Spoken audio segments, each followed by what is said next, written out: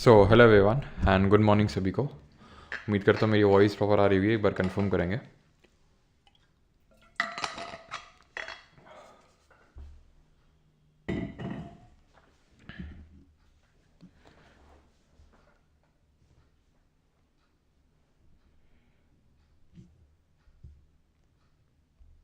एक बार कंफर्म करेंगे। चलिए। सर भक्ति मूवमेंट नहीं कराया आपने, अच्छा हिस्ट्री ख़त्म हो गई क्या? हम्म? नया सब्जेक्ट स्टार्ट कर।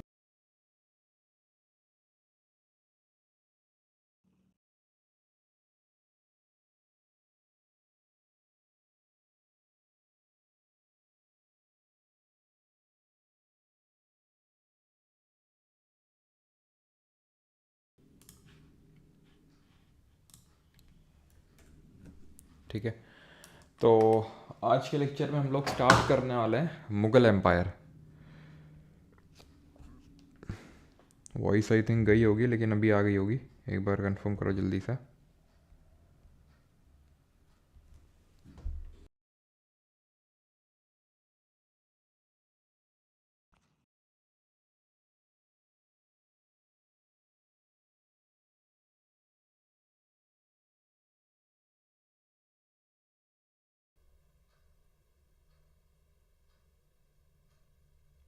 सर ऐप पे आपकी चॉइस धीमे हो जाती है, मतलब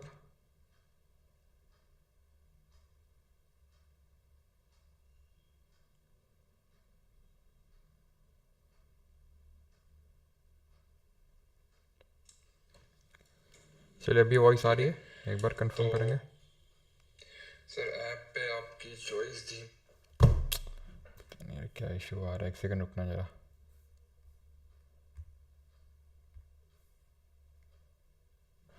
पता नहीं क्या इशू आता है इसमें सारी।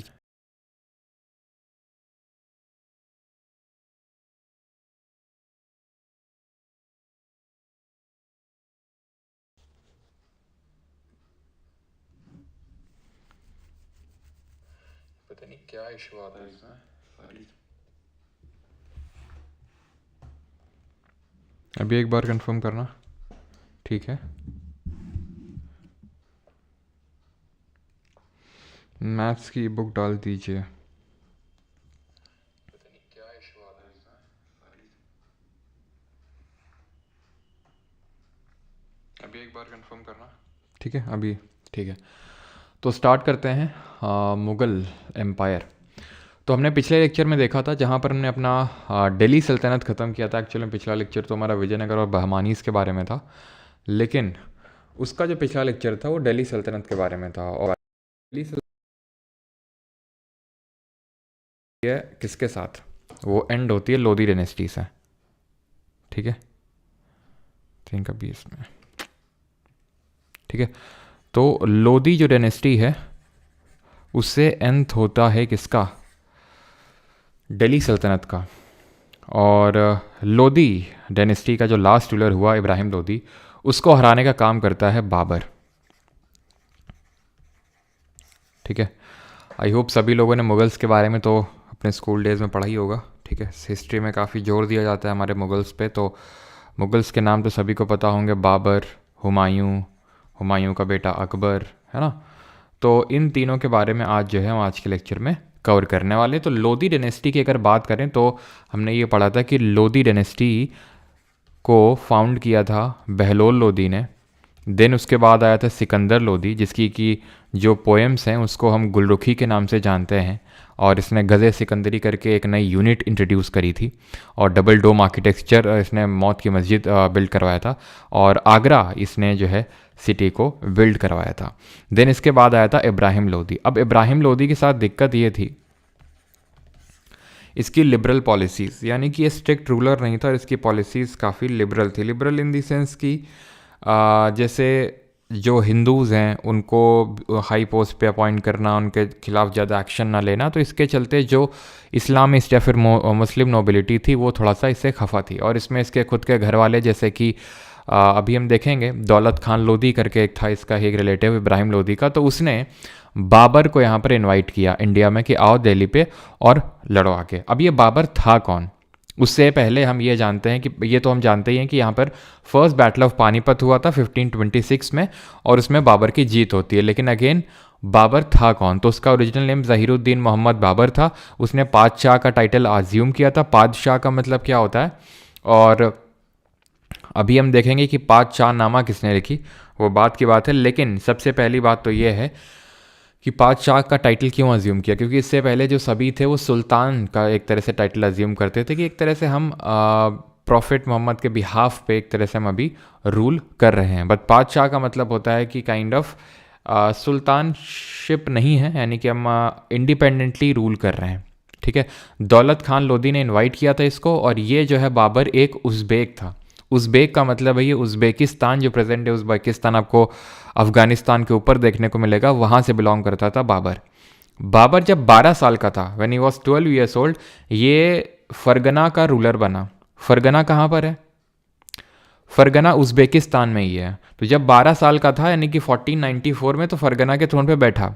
अब 12 साल में क्या ही रूल कर पा रहा होगा, ठीक है। तो इसी वजह से उज़्बेकिस्तान में ही एक और मंगोल ग्रुप था, क्योंकि उज़्बेक जो है खुद को मंगोल्स बोलते थे। उज़्बेकिस्तान करके ऐसे कोई सेपरेट कंट्री नहीं थी उस समय, तो ये खुद को मंगोल बताते थे। यहाँ तक कि जो बाबर भी था वो खुद को फादर के साइड से बताता था कि फादर के साइड से हम तैमूर के वंशज हैं, और मदर के साइड से चंगेज़ खान। ठीक है, चंगेज़ खान। अब जरा कमेंट में जल्दी से बताइए चंगेज़ खान ने कब अटैक किया था इंडिया पे, और उस समय इंडिया पे कौन रूल कर रहा था, और तैमूर ने जब इंडिया के पास ट्रांस ऑक्शियाना एम्पायर में इसने रेन अपना किया 1219 में, तो उस समय इंडिया पे कौन रूल कर रहा था। और इसने जो है बाबर की अगर बात करें तो जब वहाँ से इसको भगा दिया गया, खदेड़ दिया गया, तो आप ऐसे समझ लीजिए फरगना है। तो फरगना से इसने शरण ली कहाँ पर? काबुल में। और इसको पता था कि अगर काबुल से फिर से एक कोई प्रेजेंट मतलब इस तरह से स्टेबल बेस नहीं चुना तो फिर काबुल से भी मार के भगा दिए जाएंगे। तो इसने जो है, इसीलिए इसकी कहाँ पर नज़र थी? दिल्ली पे नज़र थी। ठीक है, कि दिल्ली में कब इसको टाइम मिले और कब ये इन्वेजन करे। तो देखिए 1504 में काबुल में आके बैठ गया था, यानी अब कितने साल का होगा बाबर?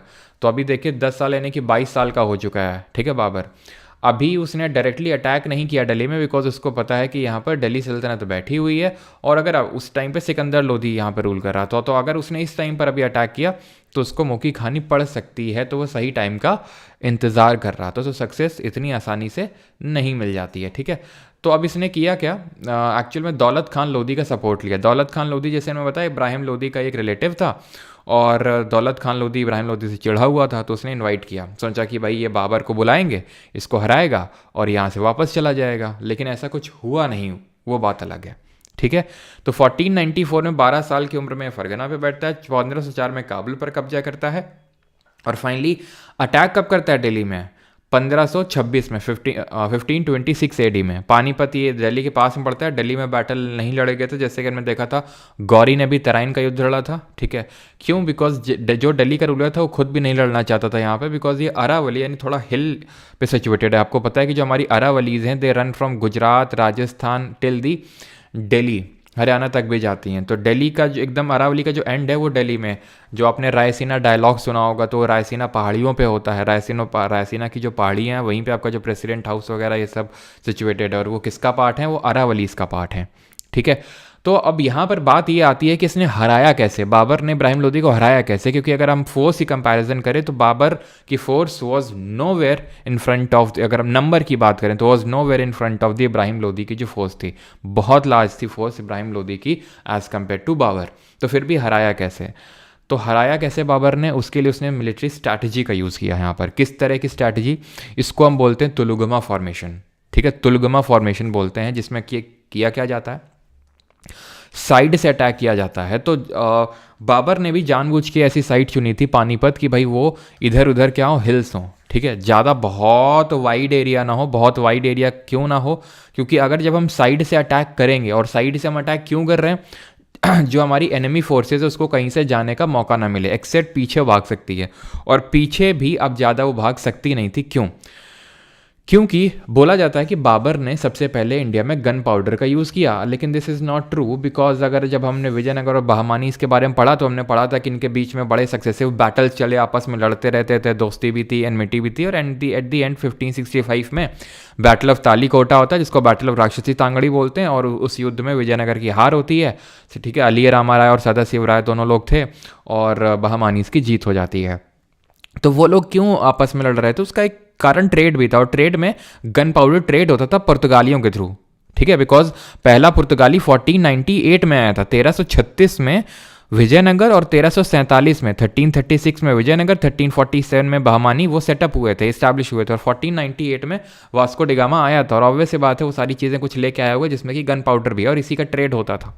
हॉर्सेस का होता था, गन पाउडर का भी होता था, तो पहले से ही पता था। लेकिन मैसिव तरीके से गन पाउडर का यूज़ किसने किया? बाबर ने यूज़ किया, जहाँ पर उसने तोपों का यूज़ किया, जो तोप होती हैं उनका यूज़ किया, और जो लंबी लंबी दुनाली होती है उनका भी इसने यहाँ पर यूज़ किया। क्यों यूज़ किया? बिकॉज यूजुअली उस टाइम की जो आर्मीज़ होती थी दिल्ली सल्तनत की, चाहे वो राजपूत रूलर्स की भी क्यों ना रही हो, बिकॉज हमें पता है दिल्ली में सबसे पहले तोमर से आया, देन चौहान से आया, देन उसके बाद ये इस्लामिस्ट रूलर है, या फिर बाकी भी जो राजपूत रूलर इधर उधर थे, गहड़वाल हों, चाहे आपके राठौर से, चाहे परमार से, सब यही इसी का स्ट्रैटेजी का यूज़ कर रहे थे कि भाई यहाँ से हाथी की सेना भेज देंगे, जिसके पास ज़्यादा हाथी की सेना होगी तो वो जीत जाता था, क्योंकि वो सब ट्रेंड हाथी होते थे कुचलने के लिए जो भी एनिमी की होती थी। तो अब इसने क्या किया, क्योंकि हाथी को डर लगता है अगर बहुत जोर का साउंड आता है, ठीक है, तो उसने यूज़ किया इसका। वैसे तो ड्रम्स का भी पहले यूज़ किया था, लेकिन ड्रम्स की ट्रेनिंग पहले ही मिल चुकी थी हाथियों को कि भाई अब ड्रम का यूज़ किया जाता है। तो इस तरह से आप ये समझ सकते हो कि यहाँ पर इसने तोहफों का यूज़ किस लिए किया होगा। एक तो मारने के लिए, अटैक करने के लिए तो डायरेक्टली किया ही, प्लस हाथियों को डराने के लिए। तो हाथी क्या है कि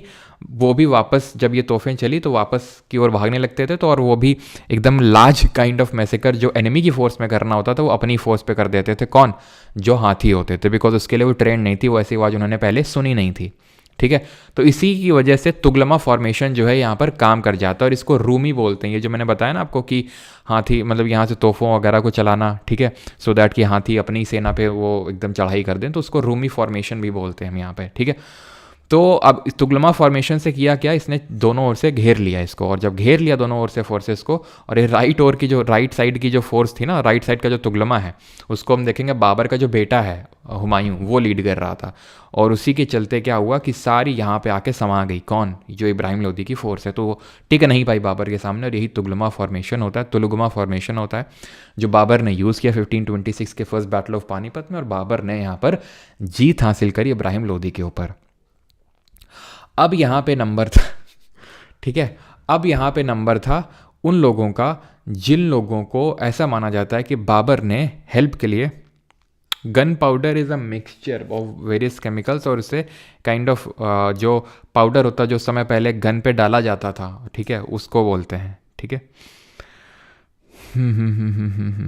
भाई ये क्या है SSCN बॉय, ये प्रो कोड ले लो, फ्री में ले लो, हैं क्यों?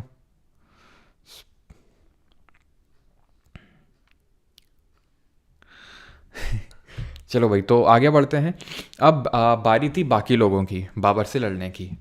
अब बाबर ने अपनी ऑटोबायोग्राफी में लिख रखा है कि उसने जो है उसको, उसकी डील हुई थी राणा सांगा के साथ भी। राणा सांगा उस समय मेवाड़ के राजा थे। ठीक है, मेवाड़ कहाँ पे पड़ता है? राजस्थान में पड़ता है, और राणा सांगा सिसोदी के राजपूत रूलर थे। तो ये one of the oldest Rajput dynasty consider की जाती है, उनके बारे में भी हम थोड़ा सा देख लेंगे। लेकिन राणा सांगा जो मेवाड़ के थे, ठीक है, तो बाबर की ऐसा माना जाता है, बाबर ने बोला था कि राणा सांगा के साथ डील हुई थी कि हम यहाँ नॉर्थ से अटैक करेंगे इब्राहिम लोदी पे, और राणा सांगा साउथ से आएंगे। राणा सांगा हेल्प के लिए आए नहीं, तो राणा सांगा पे अटैक किया अब किसने? बाबर ने, क्योंकि इसको पता था कि सभी लोग दिल्ली पे बैठने के लिए काबिज हैं, एकदम आतुर बैठे हुए हैं। राणा सांगा हो चाहे दौलत खान लोधी हो, सबको लग रहा था कि बाबर आएगा और चला जाएगा, लेकिन बाबर उस मंशा से आया नहीं, तो बाबर तो रूल करने आया था यहाँ पर दिल्ली में। ठीक है, इसलिए बाबर, ये जो मंगोल्स का हम इन्वेजन नहीं बोलते हैं, मंगोल्स जैसे हमने अभी इस्लामिक इन्वेजन पढ़ा, चाहे वो ये कासिम का पढ़ा हमने 712 AD में, चाहे गजनवी का पढ़ा starting of 11th century AD में, चाहे गौरी का पढ़ा 1190s के टाइम पे, यानी कि 12th सेंचुरी AD में, वो सारे इन्वेजन थे, यानी कि लूटने के लिए आए थे, बट ये लूटने के लिए नहीं, सेटल होने के लिए आया था। तो 1527 में राणा सांगा पर अटैक करता है मेवाड़ पे, जिसको हम बैटल ऑफ खानवा बोलते हैं, और यहाँ पर राणा सांगा की होती है डिफीट, जिसने सबसे पहले इनको सबड्यू किया। राणा सांगा को इस बैटल में हेल्प कर रहे थे मेदिनी राय, जो चंदेरी के राजपूत रूलर थे, उन्होंने हेल्प करी। तो चंदेरी में हराया मेदिनी राय को 1528 में। किसने? बाबर ने। सारे बाबर के बैटल्स हैं, ठीक है। ये defeated Afghans in battle of Ghaghra. Ghaghra में यहाँ पे इसने अफगान्स को हराया, and then he died at Agra, ठीक है। तो पहला बैटल ऑफ पानीपत 1526 में हुआ, खानवा हुआ, चंदेरी हुआ, ठीक है। और यहाँ पर ध्यान रखना ये चीज़ कि घाघरा में एक्चुअल में अफगान्स कौन थे? तो ये महमूद लोदी था, ठीक है। लोदी का ही एक वंशज था। तो अकबर ने सोचा कि भाई इनको भी साइड कर ही देते हैं, सबका, ठीक है, सबको साइड करते हैं, तब आराम से दिल्ली में बैठते हैं। और जब दिल्ली में बैठने गया तो अगले साल ही बेचारा मर गया, डेथ हो गई इसकी। किसकी? बाबर की। सबसे पहले तो इसको बरी किया गया, दफनाया गया आगरा में, और देन इसका अभी प्रेजेंट डे में जो इसका मतलब जहाँ पर इसको दफनाया गया है वो काबुल अफगानिस्तान में इसकी कब्र बनी हुई है, ठीक है। तो इसके लिए एक ट्रिक भी होती है बैटल्स ऑफ बाबर को याद करने के लिए, बिकॉज अगर हम ये देखें तो फर्स्ट बैटल ऑफ पानीपत है 1526 में लड़ा गया, यानी कि सक्सेसिव इसने यहाँ पर 4 बैटल्स लड़े, पानीपत का, देन खानवा का, देन चंदेरी का, देन घाघरा का, देन बस हो गया, आपको लड़वाते ही रहो क्या। तो यहाँ पर कैसे इसको याद करेंगे? पहले पानी पिया बाबर ने, फिर खाना खाया, फिर थोड़ा चंदा लिया, किससे? मेदिनी राय से, कि थोड़ा ये राय दो, ठीक है, अपनी राय दो, थोड़ा चंदा दो हमें। और उसके बाद जो है ये घर को चला गया, लेकिन एक्चुअली में गया नहीं। कहाँ घर को ऐसे समझ सकते हो? दिल्ली को चला गया, दिल्ली उसका घर है, ठीक है। लेकिन अगले साल ही उसकी क्या हो गई? डेथ हो गई 1530 में। ये जो आप देख सकते हैं चंदेरी का फोर्ट है, ठीक है। और यहीं पे ये मूवी जो है, कौन सी मूवी है ये? ऑटोबायोग्राफी की अगर बात करें तो इसकी है तुजुके बाबरी। ऑटोबायोग्राफी का मतलब होता है जो खुद से लिखी जाए, अपनी जीवनी, अपनी बायोग्राफी, उसको ऑटोबायोग्राफी बोलते हैं। सभी को पता होगा, ठीक है। एंड यू नो इंग्लिश की क्लासेस चल रही हैं आपकी तो नहीं पता है तो PSP सर से पढ़ो, वो आपको समझाएंगे, बताएंगे। तुजुके बाबरी जो है टर्किश लैंग्वेज में लिखी गई थी, तुर्क भाषा में लिखी गई थी। And here he gave excellent account of India and his empire, translated in Persian, named Baburnama by Abdul Rahim Khane Khana. तो अब्दुल रहीम खाने खाना हम देखेंगे अकबर के टाइम का ये था, एक नवरत्न है अकबर का। उसने इसको पर्शियन में कन्वर्ट किया, पर्शियन भाषा में कन्वर्ट करने का काम अब्दुल रहीम खाने खाना ने किया। लेकिन बाबर ने ओरिजिनली इसको टर्किश लैंग्वेज में लिखा था, ठीक है। इसको इंग्लिश में मैडम बेवरेज ने ट्रांसलेट किया था। ये फैक्ट उतना ज़्यादा पूछा नहीं जाता है। कौन सा? लास्ट वाला। ये एक कबूली बाग मॉस्क है, एक मस्जिद है जो कि पानीपत में बनवाई बाबर ने, और ये एक आराम बाग है जो आगरा में बनवाया। किसने? यहीं पे आराम किया था, किसने? बाबर ने। एक तरह से आराम इन दी सेंस जब उसको बरी किया गया था। वो एक्चुअल में आराम बाग बाबर नहीं बनवाया था, लेकिन अभी इससे ए हट चुका है, ठीक है। योगी जी ने इससे ए हटा के इसको राम बाग करवा दिया, ठीक है। तो ये राम बाग हो चुका है अभी जो आगरा है, ठीक। अब आता है हुमायूं पिक्चर में। बाबर सभी को क्लियर है, कोई दिक्कत तो नहीं है बाबर में किसी को? क्यों जी, किसी को बाबर में कोई दिक्कत तो नहीं है? तेल लगा के डाबर का, हाँ बेटा गैंग प्रो, स्पैम मत करो।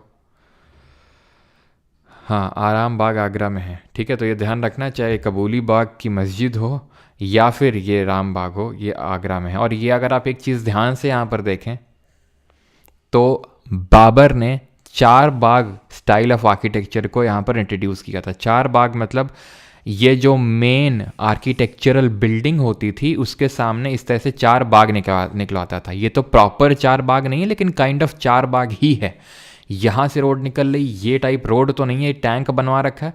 यहाँ पर एक काइंड ऑफ पानी होता है और यहाँ पे इस तरह से 4 बाग निकल आते हैं। ये भी अगर हम देखें थोड़ा सा, 4 बाग आपको दिख नहीं रहा होगा। ऐसे ही आप चाहे ताजमहल देखें, ताजमहल तो आपने देखा होगा, सभी ने पिक्चर में देखा ही होगा, रियल में देखा हो ना देखा, मैंने भी रियल में नहीं देखा आज तक, ठीक है।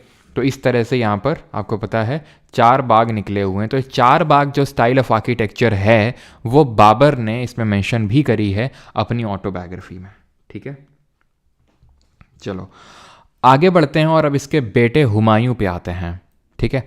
अब हुमायूं ने क्यों इसकी गद्दी संभाली? क्योंकि अभी हमने देखा हुमायूं एक तो इसका सबसे बड़ा बेटा था, एक बेटा तो होगा नहीं, ऑब्वियस सी बात है। अस्कर था, एक हिंडल था, एक कामरान था, अस्कर, हिंडन, कामरान मिर्ज़ा और एक हुमायूं था। तो हुमायूं सबसे बड़ा वाला था, मतलब बड़ा बेटा था, ठीक है। और उसने राइट साइड का जो तुलगमा है उसको लीड भी किया था फर्स्ट बैटल ऑफ पानीपत में। तो he was an obvious successor of Babur. He was son and he was the eldest son, इसको नोट करेंगे, एल्डेस्ट सन था बाबर का।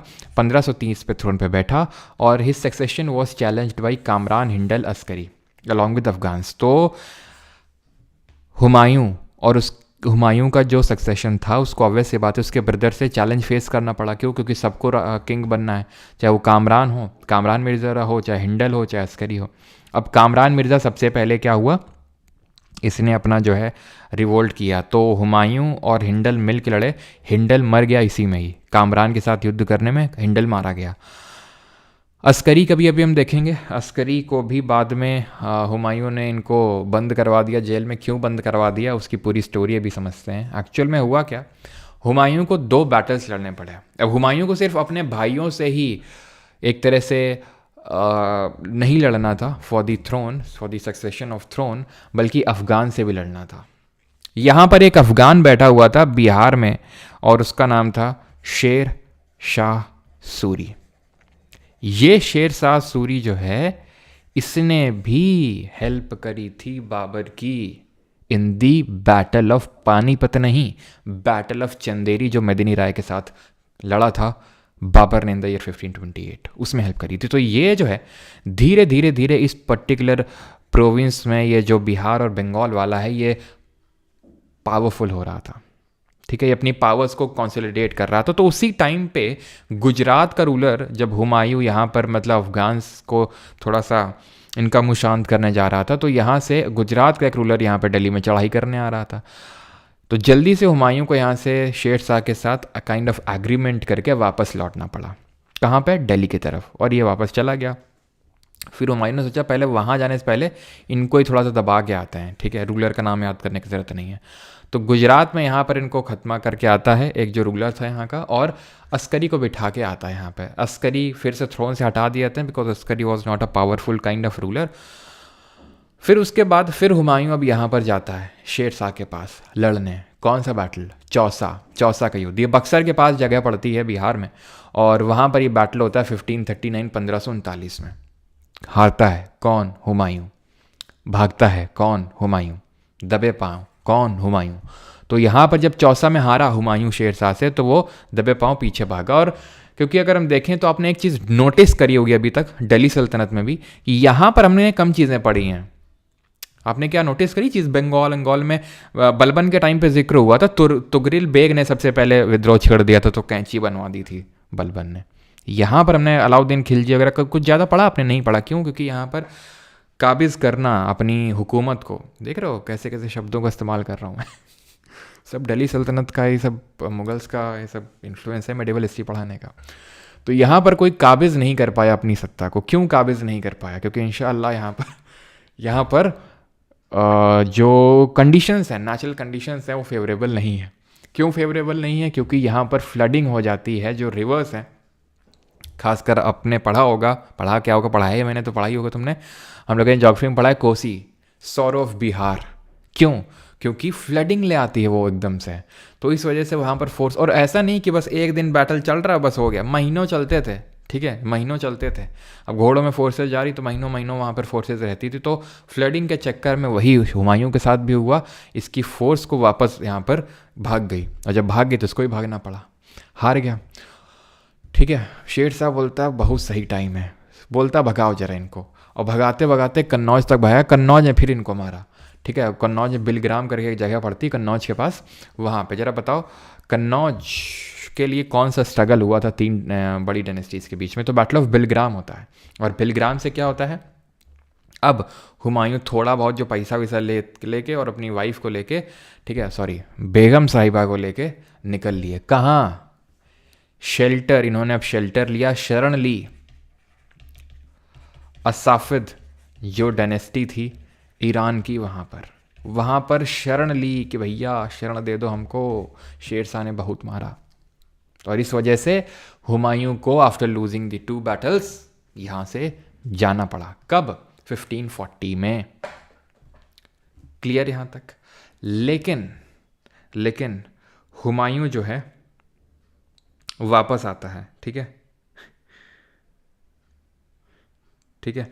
हुमायूं वापस आता है शेर शाह सूरी की डेथ के बाद, क्योंकि शेर शाह सूरी जो है डाइड इन 1545, 1545 में शेर शाह सूरी फिर से मतलब इसकी डेथ हो जाती है और हुमायूं जो है अब फिर से वापस आता है। 1545 में नहीं, Humayun returned after death of Sher Shah Suri in the year 1555।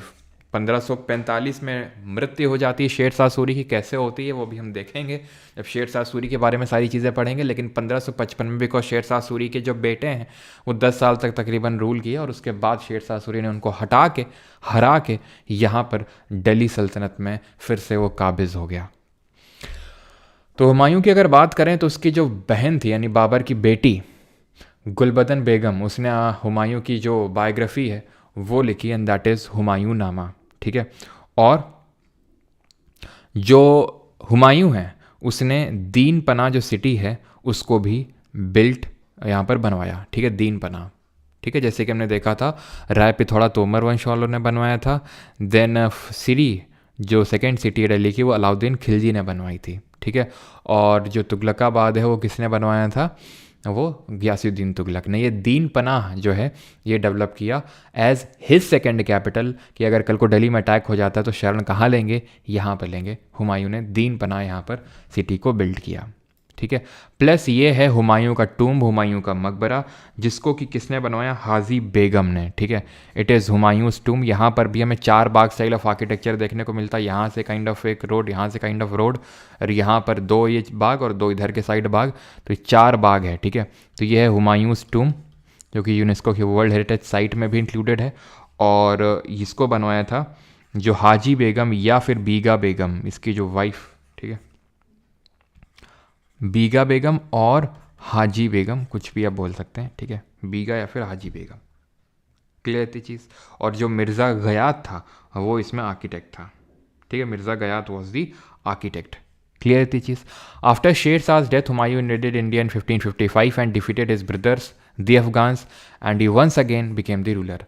But after 1 year library के स्टेयर्स चढ़ते वक्त इसकी हो जाती है डेथ, मृत्यु हो जाती है इसकी। किसकी?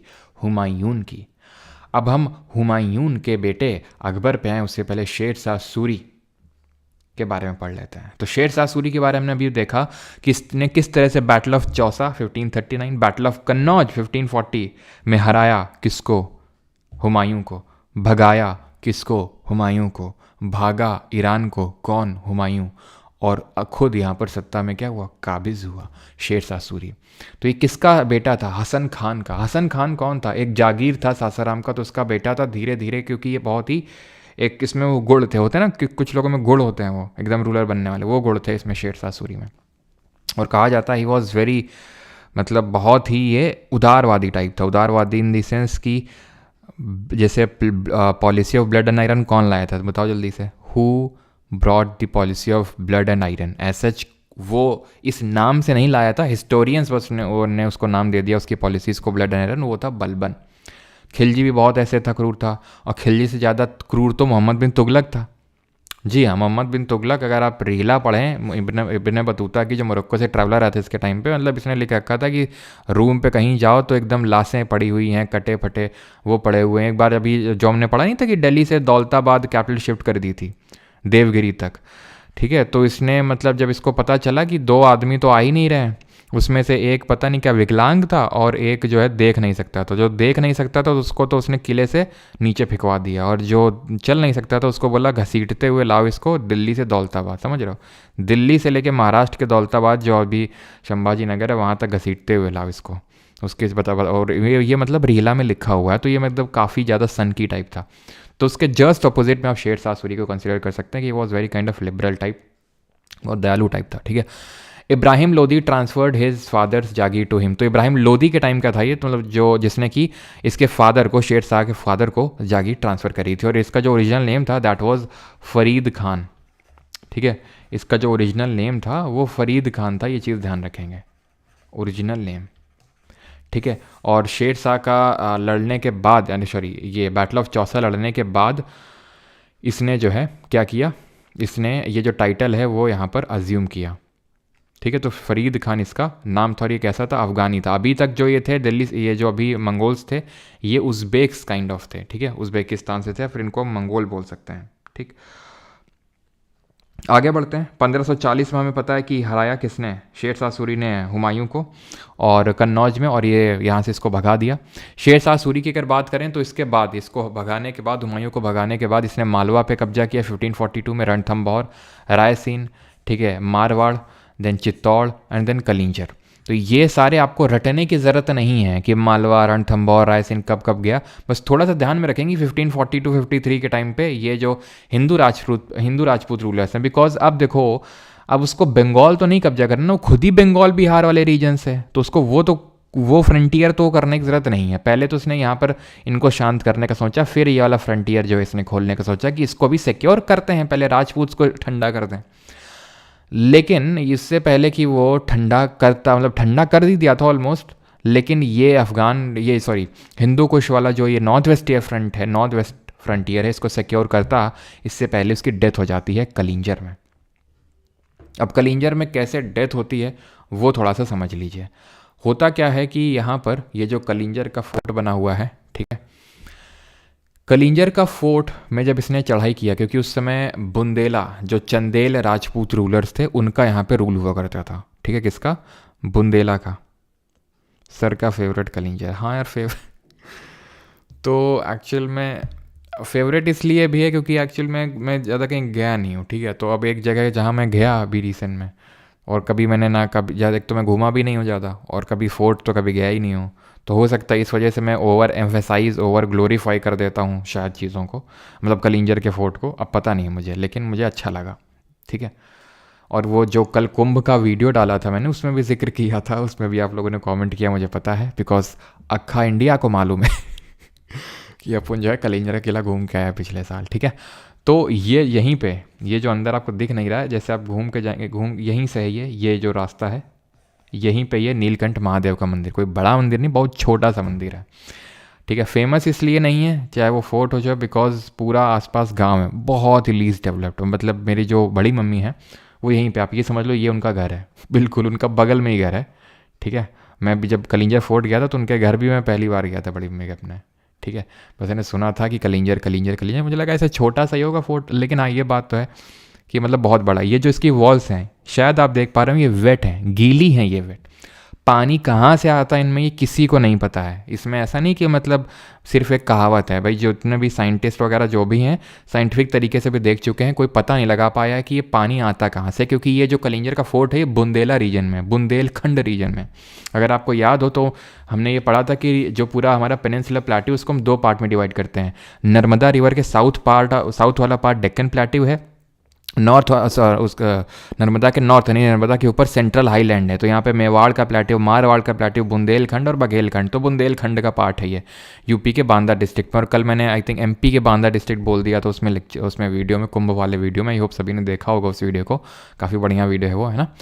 तो एक्चुअल में ये क्या है, यूपी और एमपी का बिल्कुल बॉर्डर है। अब पहले तो मैंने यूपी बोला था जब मैंने उसको मतलब ऑडियो को रिकॉर्ड किया था लेकिन मैंने बड़ी मम्मी को बोलते हुए सुना था कि एमपी में आता है, तो शायद इसके ये वाला पार्ट यूपी में आता हो, और बड़ी मम्मी का जो मेरा घर हो वो शायद घर के यहीं पे गांव है, ठीक है। मतलब बहुत ही पिछड़ा इलाका है, बहुत ही पिछड़ा इलाका है।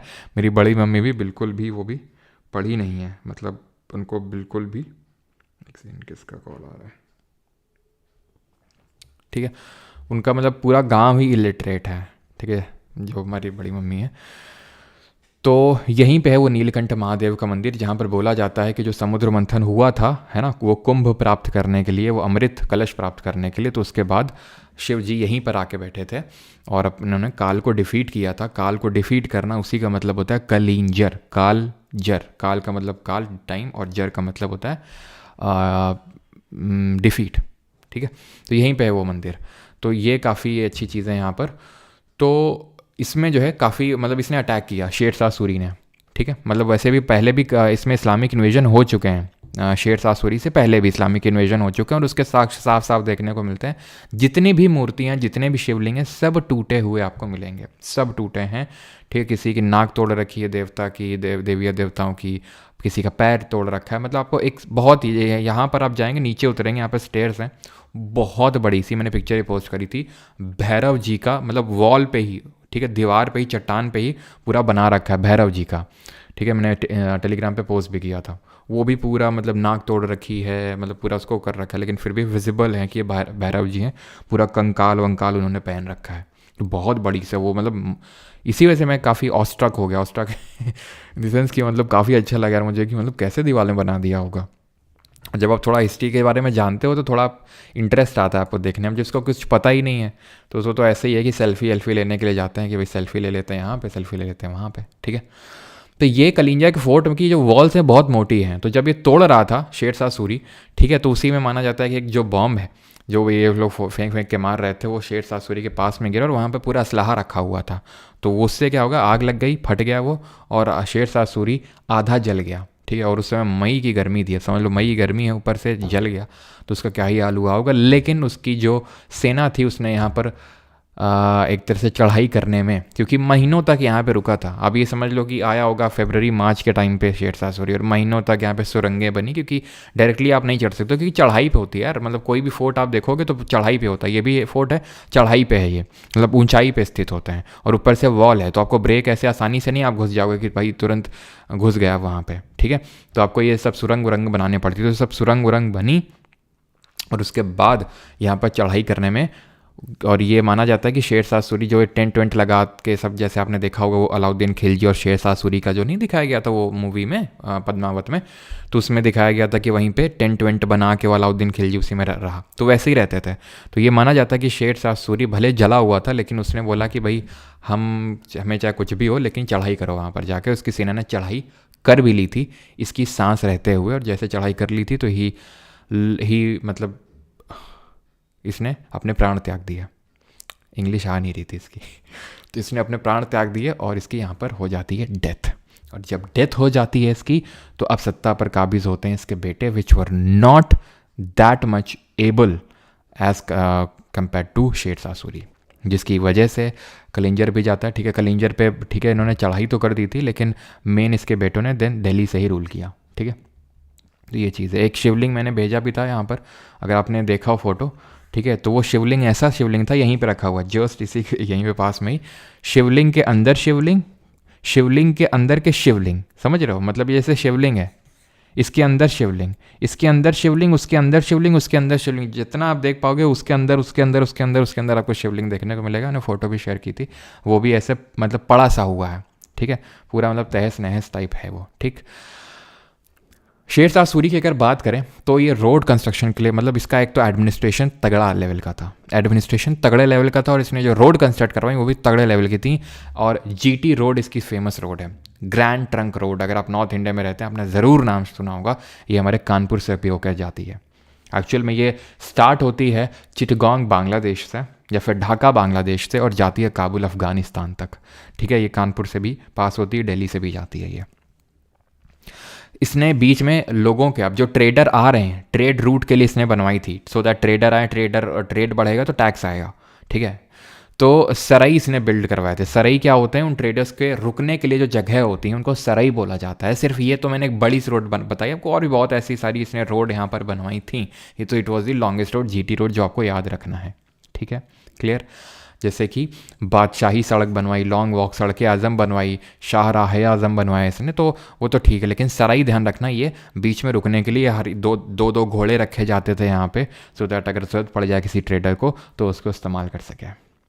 ठीक है, जैसे आज मोटेल्स होते हैं, मोटेल आप जानते हैं ना, होटल और मोटेल में क्या अंतर होता है। मोटेल होते हैं ठहरने के लिए जो बीच में रोड में बनाए जाते हैं, तो मोटेल्स टाइप हो, उससे कंपेयर कर सकते हो। शेर शाह सूरी का जो लैंड रेवेन्यू सिस्टम है वो बहुत तगड़ा था। जैसे ने बताया एडमिनिस्ट्रेशन और लैंड रेवेन्यू सिस्टम, यही जो एडमिनिस्ट्रेशन है शेर शाह का, लैंड रेवेन्यू सिस्टम, बाद में इसके बाद जो आता है अकबर, जो मुगल डायनेस्टी का रूलर था, उसने अडॉप्ट किया था। लैंड को पहले मेजर किया जाता था और 1/3 लैंड से रेवेन्यू फिक्स किया जाता था, और पट्टा दिया जाता था। पट्टा इन द सेंस कि भाई तुमने इतना रेवेन्यू देना है, हमने एसेस किया है तुम्हारी लैंड को, और तुम्हारी लैंड इतना उपज दे सकती है और इतना का पट्टा, और तुम्हें कबूलियत, कबूलियत का मतलब है तुमने कबूल किया है कि हाँ तुम इतना दोगे। कबूलियत वो देता था, वो मतलब जो किसान है, कि हमने कबूल किया है कि हाँ इतना देंगे। Zamindar were removed and taxes collected directly, तो ज़मींदार को हटा के टैक्स डायरेक्टली कलेक्ट होता था। ये पुराना किली है दिल्ली में, जिसको शेर शाह सूरी ने बनवाया था, ठीक है, जो पुरानी दिल्ली में है। अब आता है यहाँ पर अकबर। देखिए ये तो मैंने आपको बता दिया कि इसकी डेथ के बाद 1555 में हमारा हुमायूं भी आता है 1555 में, लेकिन 1556 में उसकी डेथ हो जाती है, ठीक है। और जैसे ही डेथ होती है तो उसका जो बेटा होता है बाबर, वो सॉरी अकबर, नॉट बाबर, अकबर, उसकी उम्र बहुत कम होती है, वो सिर्फ 13 साल का होता है।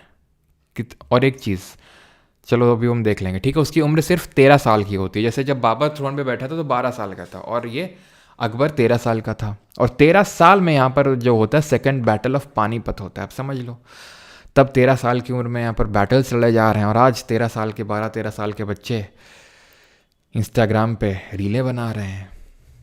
खैर, अकबर की अगर बात करेंगे तो अब 13 साल की उम्र में तो ये पानीपत का बैटल ऐसे लड़ नहीं सकता है, ठीक है। तो इसका जो एक रिएजेंट था, एक संरक्षक था, बैरम खान नाम था, जो हुमायूं के साथ था वो, तो मतलब हुमायूं का काफ़ी एबल और काफ़ी लॉयल था। तो उसने अकबर के बिहाफ पे काइंड ऑफ ये बैटल लड़ा, सेकेंड बैटल ऑफ पानीपत। किसके साथ?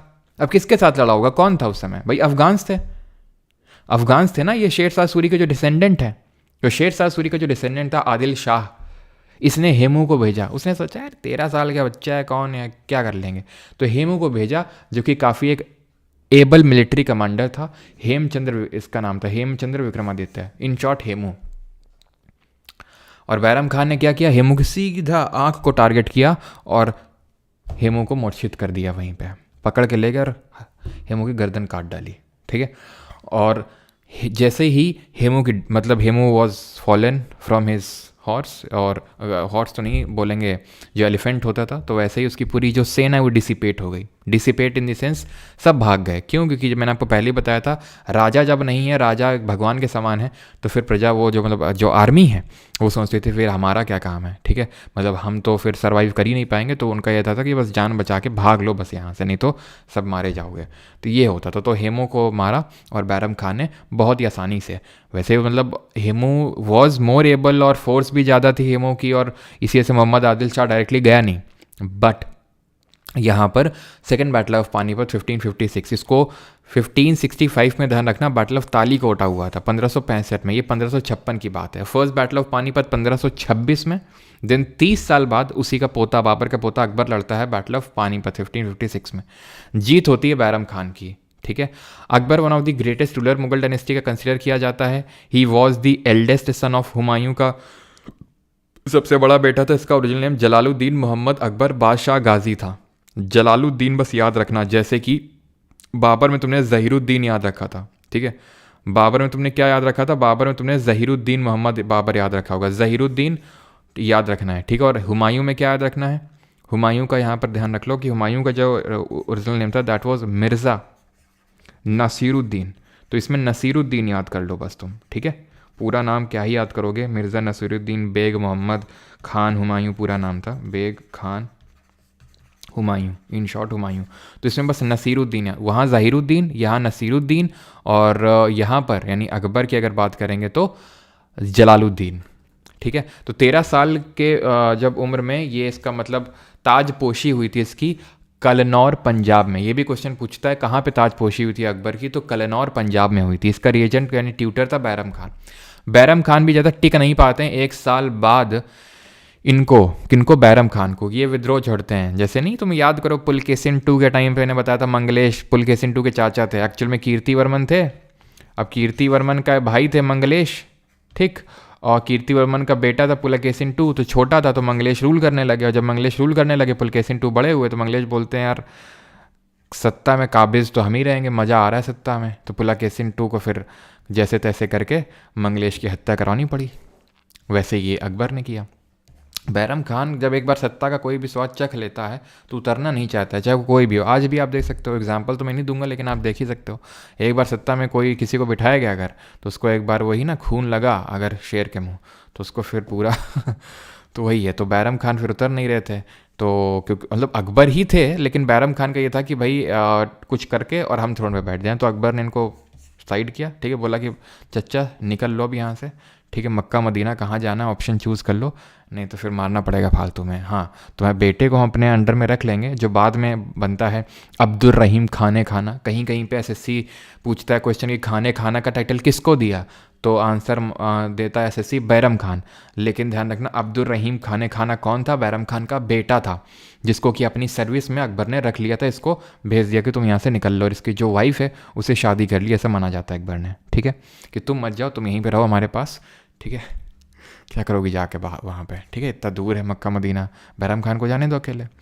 Akbar try to win over the Rajputs wherever possible and inducted Rajput kings into Mughal service and treated them at par with Mughal nobility. तो अकबर एक टॉलरेंट पॉलिसी के लिए जाना जाता है। टॉलरेंट पॉलिसी यहाँ पर भी हमें देखने को मिलती है। जैसे बलबन ने तुगरिल बेग की सिर्फ कैंची नहीं बनवाई थी, उसने पूरी फैमिली की कैंची बनवा दी थी। अकबर ने बैरम खान की कैंची नहीं बनवाई, सॉरी बैरम खान की कैंची भी नहीं बनवाई, उसने बोला कि जाओ यहाँ से चच्चा, ठीक है, नहीं कैंची बना देंगे तुम्हें हम। लेकिन जो उसके फैमिली मेम्बर थे, जैसे कि हमने देखा कि अब्दुल रहीम खान उनको सर्विस में रख लिया। ऐसे ही राजपूत के साथ डायरेक्टली ये पहले वॉर पे नहीं गया, इसने कुछ ना कुछ अलायंस बनाने का वो किया। जैसे कि जो कछवार राजपूत रूलर्स थे आमेर जो प्रेजेंट है जयपुर में पड़ता है, उनकी कैपिटल भी जयपुर थी उस समय। तो उनकी बेटी थी, उस जो रूलर थे उनका नाम था क्या नाम था उसका? भरमाल जी, हाँ, तो यहाँ पे लिखा भी तो हुआ है भरमाल, ठीक है, भरमाल। इनकी बेटी थी हरखा बाई। अब कहीं कहीं पे लिखा रहता है जोधा बाई, ठीक है, वो जो मूवी भी आई थी आशुतोष गोवारिकर की, कौन सी, जो क्या नाम था उसका, यही तो नाम था कुछ, जोधा अकबर है ना, जोधा अकबर नाम था, तो उसमें भी जोधा बाई दिखाया गया है, लेकिन जोधा बाई नहीं। और ऐसा नहीं कि पता नहीं होता है मूवी बनाने वाले को, सब पता होता है, इतने भी वो नहीं होता है। लेकिन मूवी तभी चलेगी जब मूवी में क्या होगा, मसाला होगा थोड़ा सा, तो मसाला डाला है, लेकिन ध्यान रखिए, मतलब कई बहुत डिस्प्यूट भी है इस पर, लेकिन हिस्टोरियंस जो मानते हैं उस पर जो ये यही है कि Harka Bai was the daughter of Bharmal, जो कि कछवार राजपूत रूलर थे आमेर के, और उन्हीं के साथ शादी करी किसने? अकबर ने। एक्चुअल में ऐसा नहीं कि कोई जबरन शादी करी, ऐसा स्टूडेंट्स बताते हैं।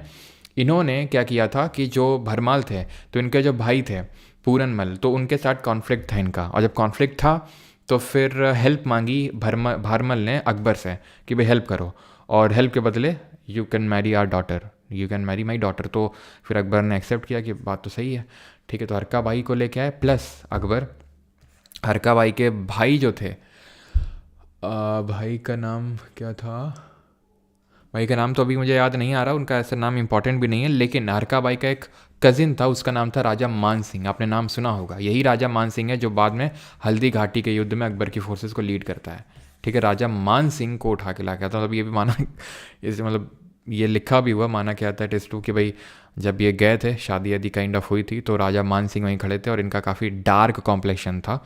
तो अकबर ने ऐसे बोला था कि जब भगवान मतलब ब्यूटी सौंदर्यता बांट रहे थे, तुम गए नहीं थे क्या वहाँ पे? तो राजा मान सिंह ने बोला हाँ तब तो नहीं गया था मैं, लेकिन उस समय मैं प्रेयर कर रहा था, मतलब पूजा पाठ कर रहा था उस समय, लेकिन जब भगवान वेलर यानी करेज बांट रहे थे तो मैं वहाँ पे ज़रूर गया था। तो फिर मतलब इससे इंप्रेस होकर अकबर इसको अपने कोर्ट में लाए, और हम आगे चल के देखेंगे कि वन ऑफ दी सबसे हाई पोजीशन में गए राजा मान सिंह, ठीक है, जो हरका बाई के क्या थे? कजिन थे। और बाद में इन्हीं हरका बाई जो हैं, जो इनके जो हरका बाई के भाई थे, ठीक है, उनका नाम अभी मुझे याद नहीं आ रहा, इनकी बेटी की शादी जहांगीर से होती है, जो अकबर का बेटा होता है, ठीक है। तो हम आगे बढ़ते हैं यहाँ पे, और सूरजमल भगवान दास, सूरजमल भगवान दास, यस यस, प्रीतम पाल ने सही बताया, भगवान दास उनका नाम था, ठीक है। तो भगवान दास को लेके आया था, और भगवान दास की बेटी से शादी करी थी किसने? जहांगीर ने। खैर ये क्या है?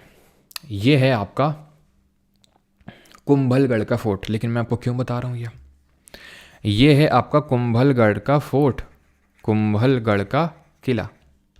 अब इतने फोर्ट फोर्ट फोर्ट हम देख रहे हैं, तो एक नोट यहाँ पर लिख लेना, एंड दैट इज़ कि इंडिया में जो ओल्डेस्ट फोर्ट कंसिडर किया जाता है, सबसे जो पुराना किला कंसिडर किया जाता है, वो पुराना किला नहीं है जो हुमायूं ने बिल्ड, जो शेर शाह ने बिल्ड किया, इट इज़ दी कांगड़ा का फोर्ट, ठीक है।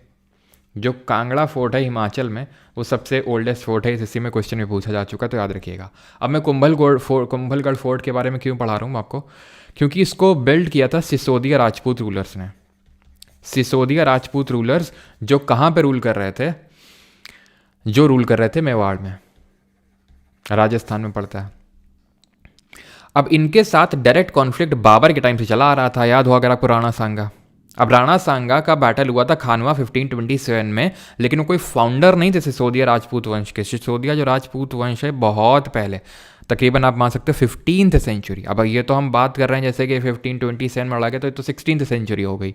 15th सेंचुरी यानी कि 15 अर्ली 15 सेंचुरी यानी 1420 1430 के टाइम पे ये यहाँ पर सेटअप हुआ था। और ये सिसोदिया राजपूत रूलर्स खुद को जो लव कुश, जो राम जी के दो बेटे थे, तो उसमें से जो लव है उनके डिसेंडेंट्स खुद को बताते हैं। खैर, तो ये जो सिसोदिया राजपूत रूलर हैं, जो सूर्यवंशी राजपूत रूलर्स खुद को कंसिडर करते हैं, उन्होंने ये कुंभल गोट फोर्ट को बनवाया था। तो उनके राजा कुंभा थे, उन्होंने इसको बनवाया था। और इसकी जो वॉल है, इसकी वॉल है जो ये आप दीवार देख रहे हैं, it is 36 kilometre long, 36 kilometre लंबी है।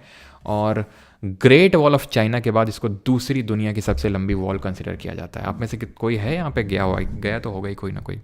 ठीक है, मैं भी अपना भारत भ्रमण शुरू करने वाला हूँ, भारत दर्शन ईयर के एंड में। या तो कर्नाटक से शुरू होगा या तो राजस्थान से, क्योंकि राजस्थान में बहुत सारे किले हैं और कर्नाटक में बहुत सारे मंदिर हैं, देखते हैं। ठीक है, तो ये भी काफ़ी मतलब वर्थ वॉचिंग टाइप है। तो 36 किलोमीटर, और इसकी जो वॉल है इतनी मोटी है कि इसमें 8 घुड़सवार एक साथ पैरेलली चल सकते हैं। मतलब 8 घुड़सवार घोड़े के साथ यहाँ पर चल सकते हैं। इतनी मोटी मोटी दीवारें हैं कि पूरा बैटल वहाँ से लड़ा जा सकता है दीवारों से ही। ठीक है, तो 36 की, तो ये राजा कुंभा ने बनवाया था 15 सेंचुरी में।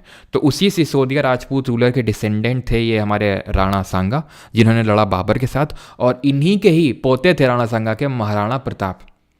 महाराणा प्रताप, जिनको राणा प्रताप सिंह के नाम से हम जानते हैं, इन्होंने लड़ा बाबर के पोते के साथ यानी अकबर से battle of Haldi Ghati in the year 1576, 1576 में।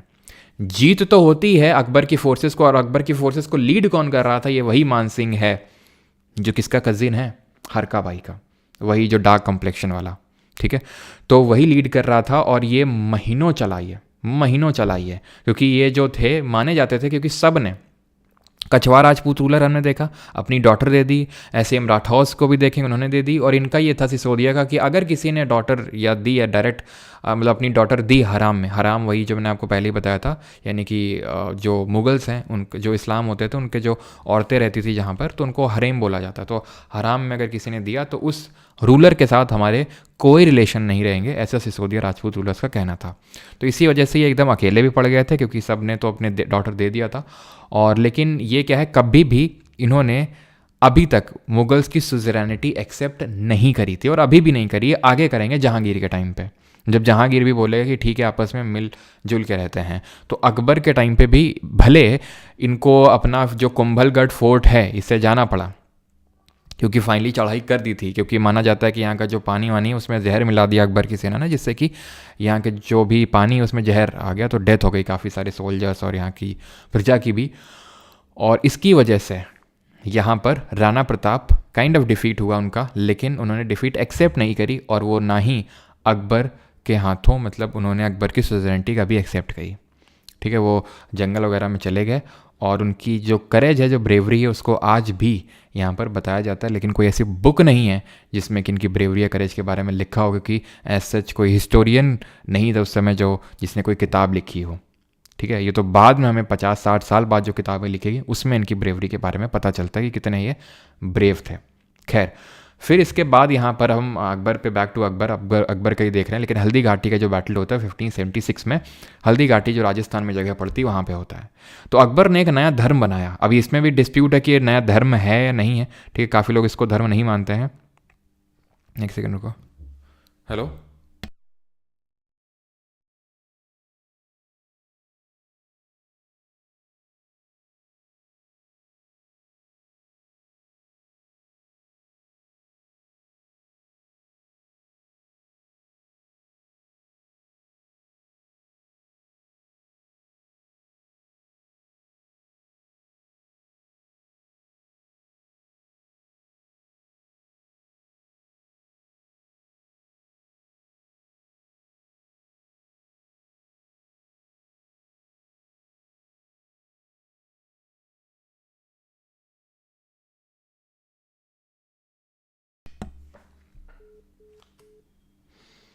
एक सेकंड रुकना बस, है ना। एक्चुअली में है क्या ना कि हम गांव में कुछ ऑर्गेनाइज करवा रहे हैं अपने, ठीक। तुम्हें बताएंगे, एक सेकंड रुको।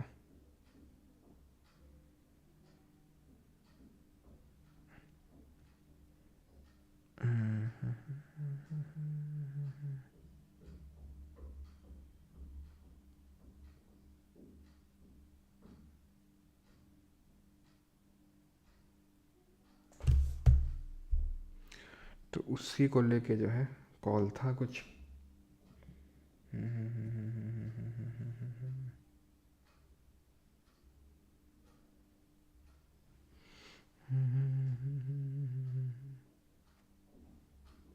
चलो, भंडारा नहीं, भंडारे से कहीं बड़ा है, एक इवेंट ऑर्गेनाइज करवा रहे हैं, ठीक है।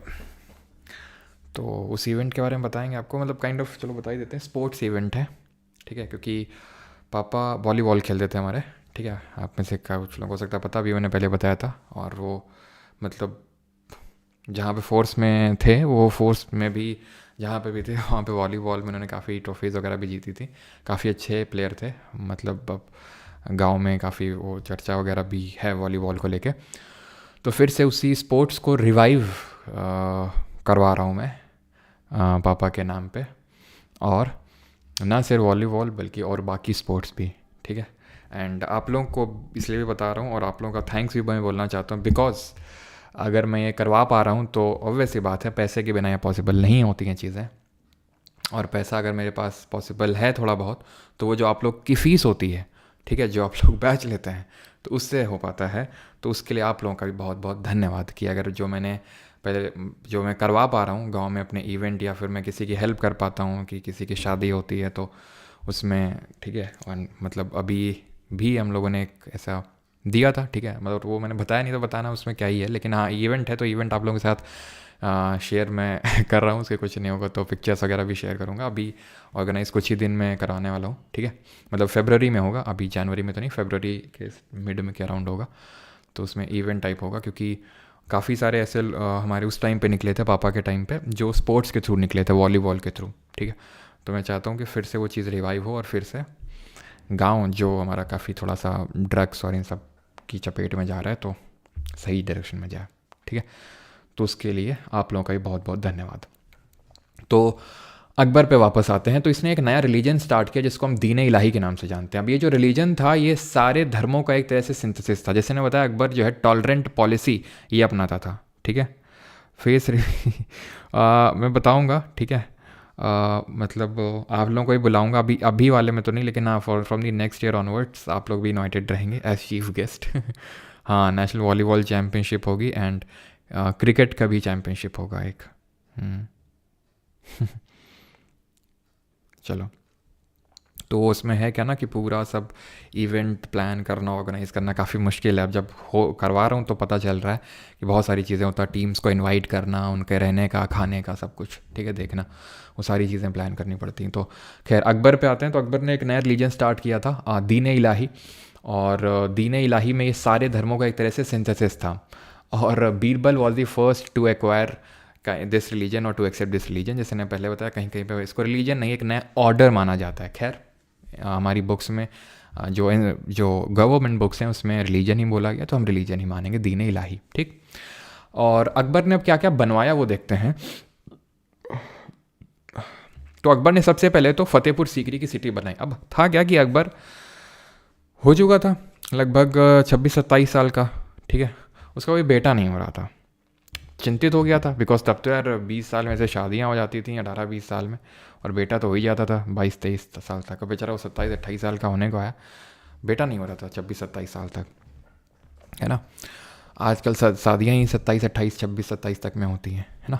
तो बेटा हो नहीं रहा था, तो फिर बेचारा परेशान होकर अकबर गया शेख सलीम चिश्ती के पास। तो और सलीम चिश्ती ने बोला कि बेटा जाओ, तुम्हें बेटा होगा, और एक एक नहीं 3-3 होंगे। अकबर खुश, और अकबर के बेटा हो गया। सबसे पहला वाला हुआ जहांगीरी, ठीक है, सबसे पहला वाला जहांगीरी हुआ। और जब हुआ तो उसने फतेहपुर सीकरी सिटी यहाँ पर बनाई। आगरा के पास में ही पड़ती है ये सिटी, कोई बहुत बड़ी सिटी नहीं है, लेकिन हाँ ठीक है, ये एक सिटी है। और इसको कब बनाना शुरू करता है ये? तो जहांगीर का जन्म होता है 1569 में, 1569 में जहांगीर वॉज बॉर्न, ठीक है। जहांगीर का जन्म होता है 1569 में। देन उसके बाद ये 1570 में या फिर 1571 के टाइम पे ये बनना शुरू होती है, 1570 के टाइम पे, ठीक है। 1571 जो सेकेंड बर्थडे है किसका, जो जहांगीर का हम बोल सकते हैं, उस तक कंप्लीट हो गई थी। और 1571 में ध्यान रखना 1571 में capital shifted to Fatehpur Sikri, capital shifted to Sikri, in short लिख रहा हूँ मैं, आप समझ जाएंगे फतेहपुर सीकरी की बात हो रही है।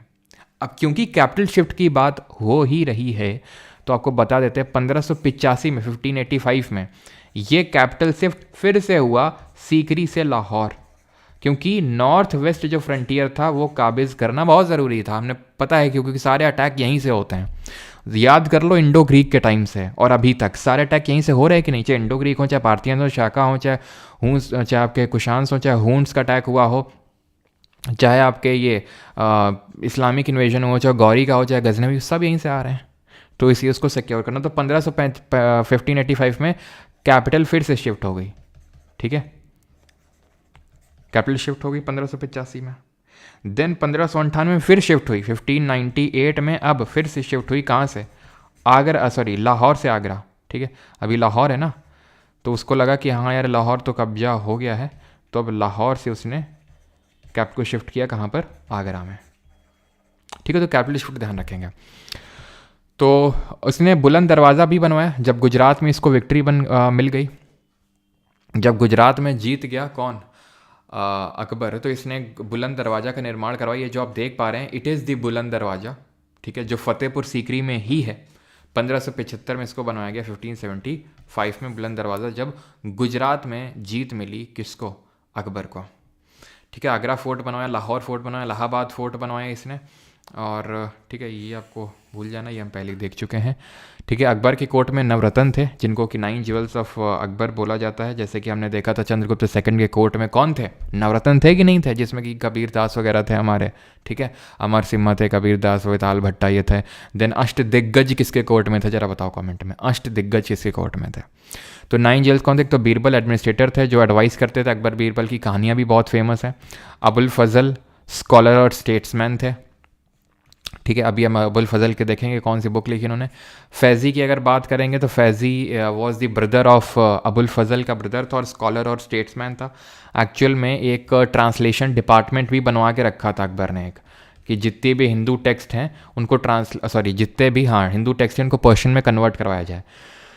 तो ट्रांसलेशन डिपार्टमेंट खोल रखा था और अकबर खुद पढ़ा लिखा था नहीं, बिल्कुल पढ़ा लिखा नहीं था, ठीक है, जैसे मेरी बड़ी मम्मी थी बड़ी मम्मी की तरह बिल्कुल ही पढ़ा लिखा नहीं था। और ये क्या करता था अकबर, इसी वजह से जो भी इसने पेंटिंग्स पे ज़्यादा मतलब इसने बनवाई, क्यों, क्योंकि इसको पढ़ना लिखना तो आता नहीं था, इसलिए तो इसने ट्रांसलेशन डिपार्टमेंट भी बनवा के रखा था।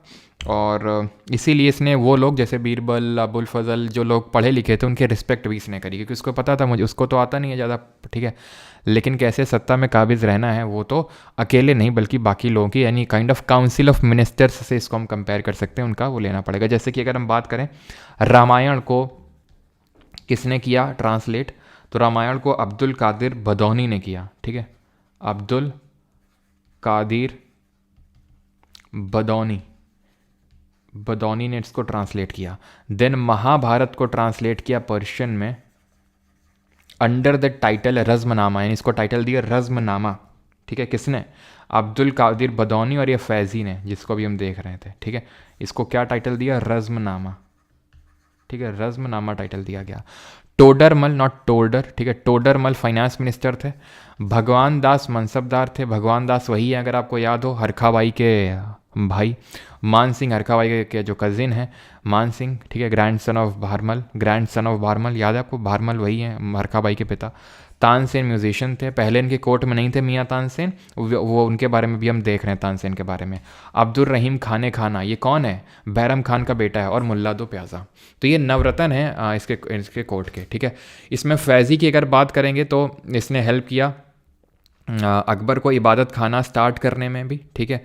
और इबादत खाना क्या है, ये है जहाँ पर रिलीजियस डिस्कोर्स होते थे, रिलीजियस डिस्कोर्स मतलब रिलीजियस ऐसे कॉन्वर्सेशन होते थे जहाँ पर सारे धर्म के लोग एक तरह से बैठ रहे हैं और वहाँ पे रिलीजियस डिस्कोर्स हो रहा है, रिलीजियस चर्चा हो रही है, ठीक है। और अगर हम बात करेंगे तानसेन के बारे में तो इनका ओरिजिनल नेम जो है वो रामतनु पांडे है।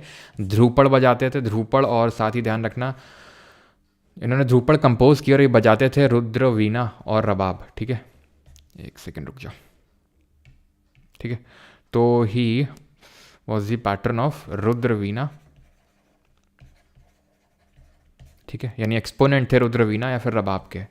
टाइटल जो है मियाँ का वो अकबर ने दिया। ये पहले कोर्ट में थे, यहाँ पे राजा रामचंद्र सिंह थे, तोमर डायनेस्टी के रूलर, जो ग्वालियर में रूल कर रहे थे। ग्वालियर का जो फोर्ट है वहाँ पर ये पहले मियाँ जो तानसेन है तब से ये रामतनु पांडे ही होते थे, ठीक है। तानसेन बिकॉज तान बड़ी अच्छी निकालते थे, सिर्फ तानसेन होते थे। मियाँ तो टाइटल अकबर ने दिया इनको, तो इन्होंने अकबर ने इनवाइट किया इनको, मियाँ तानसेन को। तो इनके रामचंद्र सिंह के रिक्वेस्ट में, पहले तो तानसेन जा नहीं रहते, देन इनकी रिक्वेस्ट में वो गए वहाँ पे, ठीक है। घराना इनका रीवा और ग्वालियर है, ध्यान रखना, रीवा घराना या फिर ग्वालियर घराना कुछ भी आ सकता है। और इनके गुरु का नाम है क्या? स्वामी हरिदास, ठीक है। स्वामी हरिदास इनके गुरु का नाम है। यहाँ तक अगर किसी को प्रॉब्लम होगी तो जल्दी से बता देंगे, ठीक है। इबादत खाना भी देख लिया हमने, रिलीजियस डिस्कोर्स होता था, फैजी ने हेल्प किया था इनका। और तानसेन के बारे में देख लिया कि रामतनु पांडे इनका ओरिजिनल नेम था और एक्सपोनेंट थे इसका, ये ठीक है। क्लियर यहाँ तक? PYQ पार्ट 5 शुरू होगा बैच जब ख़त्म होगा हमारा, क्योंकि इस बार सीजीएल के लिए उतना टाइम है नहीं हमारे पास, तो ऑब्वियस सी बात है थोड़ा जल्दी स्टार्ट करना पड़ेगा। बॉटल कहाँ है भाई? ठीक है, no problem. Persians and Muslims are same. Persian तो को भाषा है, ठीक है, मुस्लिम्स की। कौन सा? जो ईरान वाला रीजन है वहाँ का।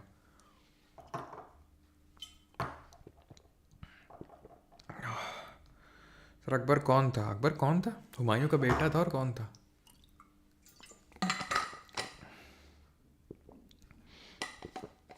तानसेन के राग से दिया बुझ जाता था। अब ये तो यार हमने नहीं पढ़ा कहीं पे दिया बुझ जाता, सुना तो हमने भी तुम्हारी तरह अब लेकिन जो सुना हुआ होता है वो तो पूछता नहीं एग्ज़ाम में, है ना। दिया बुझ जाता था कि घड़ा गिर जाता था।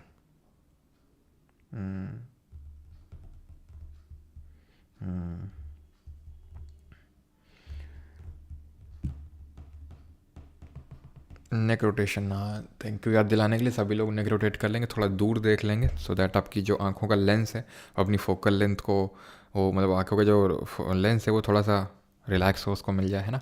खैर, अबुल फजल ने अकबरनामा लिखी, जो वन ऑफ दी क्या थे? नवरत्न, ठीक है, वन ऑफ दी नवरत्न में एक थे।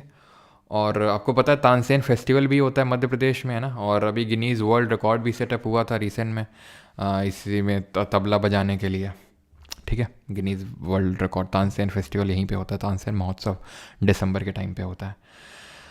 तो अबुल फजल ने अकबरनामा लिखी, जो अकबर की बायोग्राफी है, 3 पार्ट में डिवाइडेड है। पहले वाले पार्ट में अकबर के पूर्वजों के बारे में बताया गया, अकबर के एंसेस्टर्स के बारे में। दूसरे वाले में अकबर का रेंज जो है उसके बारे में, उसका कैसा कैसा क्या कार्यकाल था।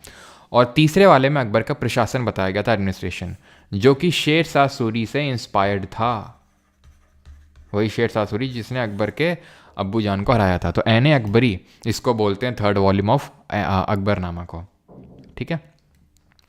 अब क्या एडमिनिस्ट्रेशन ने अडॉप्ट करके रखा था? तो पहले तो लैंड रेवेन्यू सिस्टम देखते हैं। तो लैंड को इसने 4 पार्ट में डिवाइड करके रखा था, पोलाज, परौती, चाचर और बंजर। पोलाज वो लैंड है जो बेस्ट टाइप ऑफ लैंड है, उसको फैलो का मतलब होता है खाली कभी नहीं छोड़ा जाता है, ठीक है। परौती वो लैंड है जिसको लगभग 1 से लेकर 2 या 2 से 3 साल तक फैलो यानी खाली छोड़ा जाता है। इसको 2 या 3 या 3 से 4 साल तक खाली छोड़ा जाता है। और ये 5 साल या उससे ज़्यादा से खाली पड़ी हुई है, उसको बंजर ज़मीन बोला जाता है। अब ये क्लासिफिकेशन ऑफ लैंड अकबर ने क्यों किया? क्योंकि अब वो ऐसा नहीं बोल देगा कि भाई ये जो है तुम्हारा एनुअल बेसिस पे लैंड का रेवेन्यू करेंगे और उसके, या फिर तुम्हारी लैंड से तुमको सबको इतना हमें रेवेन्यू देना है।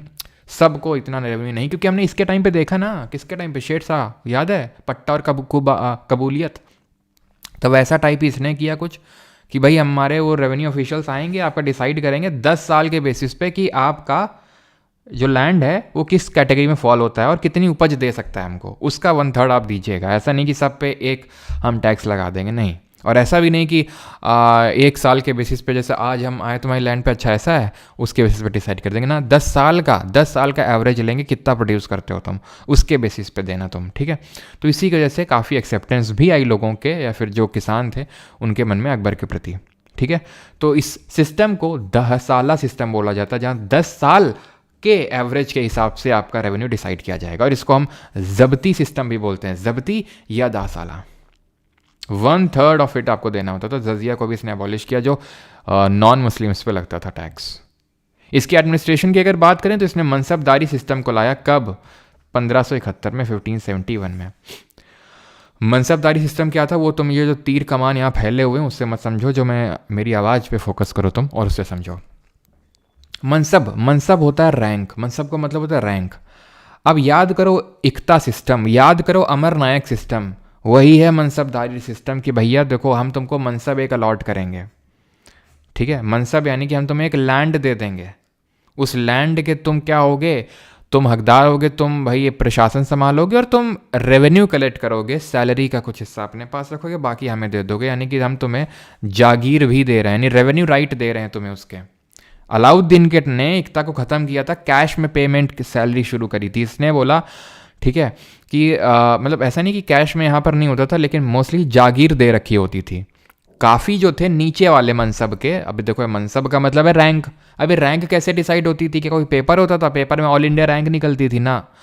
ये डिसाइड होता था कि आपको दिए जाएंगे घोड़े ओड़े, ठीक है। जैसे कि आपके पास हैं, आपको रैंक मिल रखी है जिसको जट बोलते हैं, जट का मतलब रैंक। तो आपको अगर मिल रखी 10 वॉज दी न्यूनतम मिनिमम रैंक, या फिर जट 10 न्यूनतम मिनिमम होती थी, 7,000 मैक्सिमम होती थी। तो सोचो जिसके पास 10, जिसको रैंक अलॉट की गई है, मतलब उसको 10 घोड़े मेंटेन करने हैं, 10 घोड़े बोल रहा हूँ, 10 सवार मेंटेन करने हैं। सवार का मतलब है हॉर्समैन, घोड़े तो दुगना मेंटेन करने होते थे जिसको बोलते थे, ठीक है। दुगना का मतलब हो गया कि अगर 10 तुम्हारी जट है तो 10 तुम्हारे पास सवार होने चाहिए और 20 घोड़े होने चाहिए, ठीक है। और जिसके पास 7,000 है, सोच लो 7,000 का मनसब है, मतलब उसके पास 7,000 घोड़े सवार हैं, उसके पास 7,000 की सेना है उसके पास खुद अकेले। और 7,000 का जो ये मिल रखा था, ये एक तो राजा मान सिंह वही हरखाबाई के कज़िन, और मिर्ज़ा अजीज़ कोका, ठीक है। इन दोनों के पास थी बस ये 7,000 की मनसब। लेकिन अभी एमटीएस में सवाल पूछा गया था हाईएस्ट मनसब कितनी थी, तो 10,000 थी। उसने ये नहीं पूछा था अकबर के टाइम की कि किसके टाइम की, इन जनरल पूछा उसने हाईएस्ट मनसब किसकी थी, क्योंकि ये आगे भी कंटिन्यू रहा जहांगीर, शाहजहां, इन सब के टाइम पे भी। तो 10,000 की मनसब हाईएस्ट जो है गई थी, मिनिमम 10, समझ गए। जट आपको अलॉट की जाएगी तो उतने ही आपको क्या मेंटेन करने हैं, सवार मेंटेन करने हैं आपको। और आपको जागीर भी दी जाएगी उस पार्ट ऑफ लैंड की। जागीर का मतलब है रेवेन्यू राइट्स दिए जाएंगे। क्लियर इतनी चीज़। लास्ट एक्सपीडिशन ऑफ जो अकबर था वो था कहाँ का, वो था खंडेश का। खंडेश में चढ़ाई करी थी, आसिरगढ़ का एक, आसिरगढ़ का किला था, वहाँ पर लड़ाई हुई थी। और आसिरगढ़ का ये बैटल कहा जाता है, बैटल ऑफ आसिरगढ़, ठीक है। और इस बैटल में क्या होता है, ये लास्ट क्यों बनता है अकबर का, क्योंकि जब यहाँ पर, क्योंकि अकबर ने क्या किया था, ये सब तो कैप्चर कर लिया था, अब वो दक्खन की ओर मूव करना चाह रहा था। अब याद करो अलाउद्दीन सबसे पहले, अलाउद्दीन मूव किया था कि नहीं, मलिक काफूर को भेजा था, लूट उठ के लाया था, लेकिन डायरेक्ट काबिज नहीं किया था उसने सत्ता पर। यादव साहब देवगिरी, होयसाल ऑफ हाले बीडू और ककातियाज ऑफ वारंगल और पांडे ऑफ मदुरई को हरा वरा के गया था सब लूट के। मोहम्मद बिन तुगलक नीचे गए, दिल्ली तो दौलताबाद शिफ्ट करी, लेकिन उस टाइम यहाँ पर बहमानी और विजयनगर एमर्ज हो गए। अब विजयनगर को बहमानीज ने हरा दिया, और अभी यहाँ पर क्या सीन चल रहा है, एमबीटी के टाइम पे विजयनगर बहमानी आए थे, नीचे विजयनगर ऊपर बहमानी। विजयनगर तो हार गया तालीकोटा में, बहमानी डिसइंटीग्रेट हो गए थे। किस में डिसइंटीग्रेट हो गए थे, 5 छोटे छोटे किंगडम। और 5 छोटे छोटे किंगडम कौन से निकल के आए थे, तो यहाँ पर निकल के आए थे बेरार, अहमदनगर, बीजापुर, गोलकोंडा और बिदर। तो बेरार सबसे ऊपर था, तो यहाँ पर सबसे पहले टारगेट किया किसने, अकबर ने। खंडेश में गया, आसिरगढ़ के यहाँ पर लड़ाई हुई, लेकिन तब तक उसके लिए, जिसके लिए अकबर ने मिन्नतें मांगी थी, ठीक है, मिन्नतें मांगी थी कि वहाँ लड़का नहीं हो, लड़का हो जाए, उसके लिए फतेहपुर सीकरी सिटी बनवाई, उसी लड़के ने विद्रोह छेड़ दिया अकबर के खिलाफ। बोलता है नेक्स्ट सुल्तान हम बनेंगे। अकबर के जितने बाकी बेटे थे वो सब एक एक करके इतने नशेड़ी थे, सब मर गए ज़्यादातर, इक्का दुक्का ही बचे, ज़्यादातर वो सब नशे के धुत में मर गए। ठीक है, जहांगीर ही थोड़ा सा था जो ऐसा नहीं पीता, नहीं वो भी पीता बट कम पीता थोड़ा सा, तो बच गया वो थोड़ा सा। ठीक है, लेकिन था वो भी एक नंबर का ऐसे नशेड़ी टाइप ही। ठीक है, जहांगीर, और जहांगीर ने विद्रोह छेड़ दिया अकबर के खिलाफ। तो अकबर जो है उसको वापस जाना पड़ा, समझाया, और ये सब जो है काफ़ी टाइम तक चला। ठीक है, अकबर काफ़ी इससे ज़्यादा, एक सेकंड को चार्ज लगा, तो अकबर काफ़ी इससे ज़्यादा चिंतित था। ठीक है, अकबर के जो आखिरी के दिन गुजरे वो ढंग से नहीं गुजरे। तो इससे हमें ये सीख मिलती है कि बच्चों के लिए उतना ही छोड़ के जाओ जितने में वो भूखे ना मरे, आराम से जितना पैसा कमाए हो पूरी मौज औज काट के जाओ। नहीं तो जो बच्चे हैं अगर काबिल हैं तो खुद से बना लेंगे। ठीक है, और अगर एकदम एकदम नकारे हैं तो जितना तुमने बनाया उसको भी गंवाने में टाइम दे लगाएंगे नहीं। जैसे जहांगीर के लिए कितने मन्नतें मांगी अकबर ने, कितना किया, लेकिन अकबर जो है लास्ट का टाइम सुकून चैन से नहीं गुजार पाया, क्योंकि जहांगीर इसके मतलब थ्रोन पे बैठने के लिए रिवोल्ट करता ही रहा और अकबर की बात नहीं मानता था ये।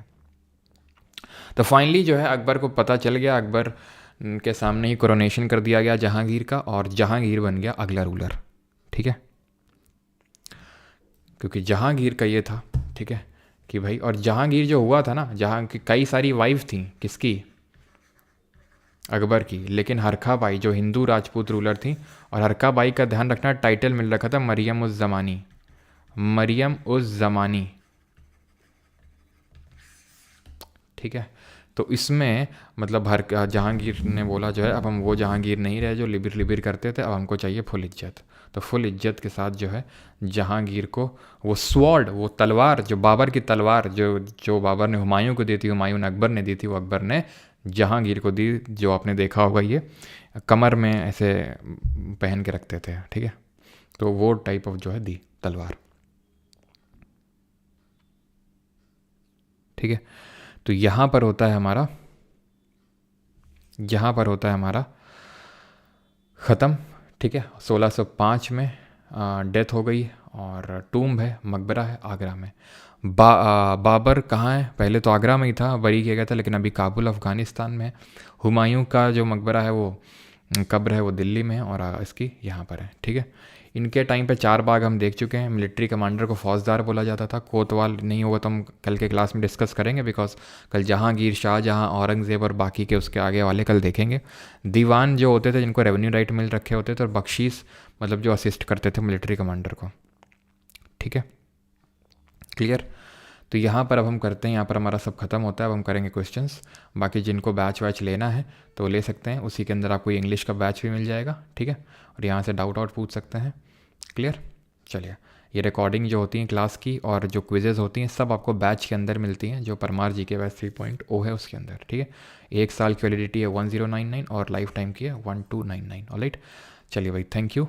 और अभी हम करते हैं सवाल। ठीक है,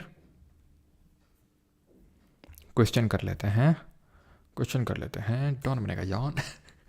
first, under the following statement, under Akbar the system of zabt was, देखो ये थोड़े से आपको टफ लगेंगे बिकॉज ये यूपीएससी के हैं, लेकिन यार थोड़े से हैं तो यार इनको कर लेते हैं। 10-11 क्वेश्चन है, बाकी एसएससी का तो शायद ही कोई क्वेश्चन होगा जो आपसे बनेगा नहीं। ठीक है, ये थोड़े से आपको टफ लग सकते हैं, लेकिन सागर एसएससी 6 पॉइंट के और लाइक 2.8 के। अच्छा, लाइक कम है क्या? चलो कोई नहीं, तो मेन फोकस करो, मतलब आप पढ़ने पे लाइक वाइक की कोई ज़रूरत नहीं है, बस समझ जाओ लेक्चर उसी में ही, बस मेरी प्रसन्न हो जाऊंगा मैं। ठीक है, अंडर अकबर, और अपना साम्राज्य तुम्हें दे दूंगा।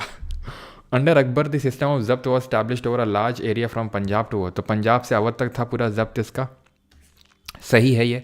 इन the 17th century North India the system of zabt lost much ground to system of kankut. देखो 1605 में तो डेथ हो गई, और ये बिगनिंग है अगर हम देखें तो 17th सेंचुरी की। हम आगे पढ़ेंगे जहांगीर, शाहजहां, तो ऐसा हम कुछ देखते नहीं कि जब्त की जगह कुछ कंकूत आ गया है, ऐसा कुछ नहीं हुआ है। तो ऑप्शन नंबर ए सही आंसर होगा। ये वाला क्वेश्चन करेंगे, अगेन रिपीट, थोड़े टफ लग सकते हैं लेकिन करिए। ठीक है, क्योंकि कुछ क्वेश्चन है तो पहले ख़त्म कर लेते हैं, देन आते हैं एसएससी वाले पे। Which of the following statement about Akbar are correct, तो अकबर के बारे में कौन सा स्टेटमेंट सही है? 1560 के टाइम पे Akbar had the fort of Agra constructed, तो आगरा का किला बनवाया था अकबर ने। और आगरा को अपना कैपिटल कब बनवाया था? 1598 में, 1598 में। तो पहला वाला सही है आपका।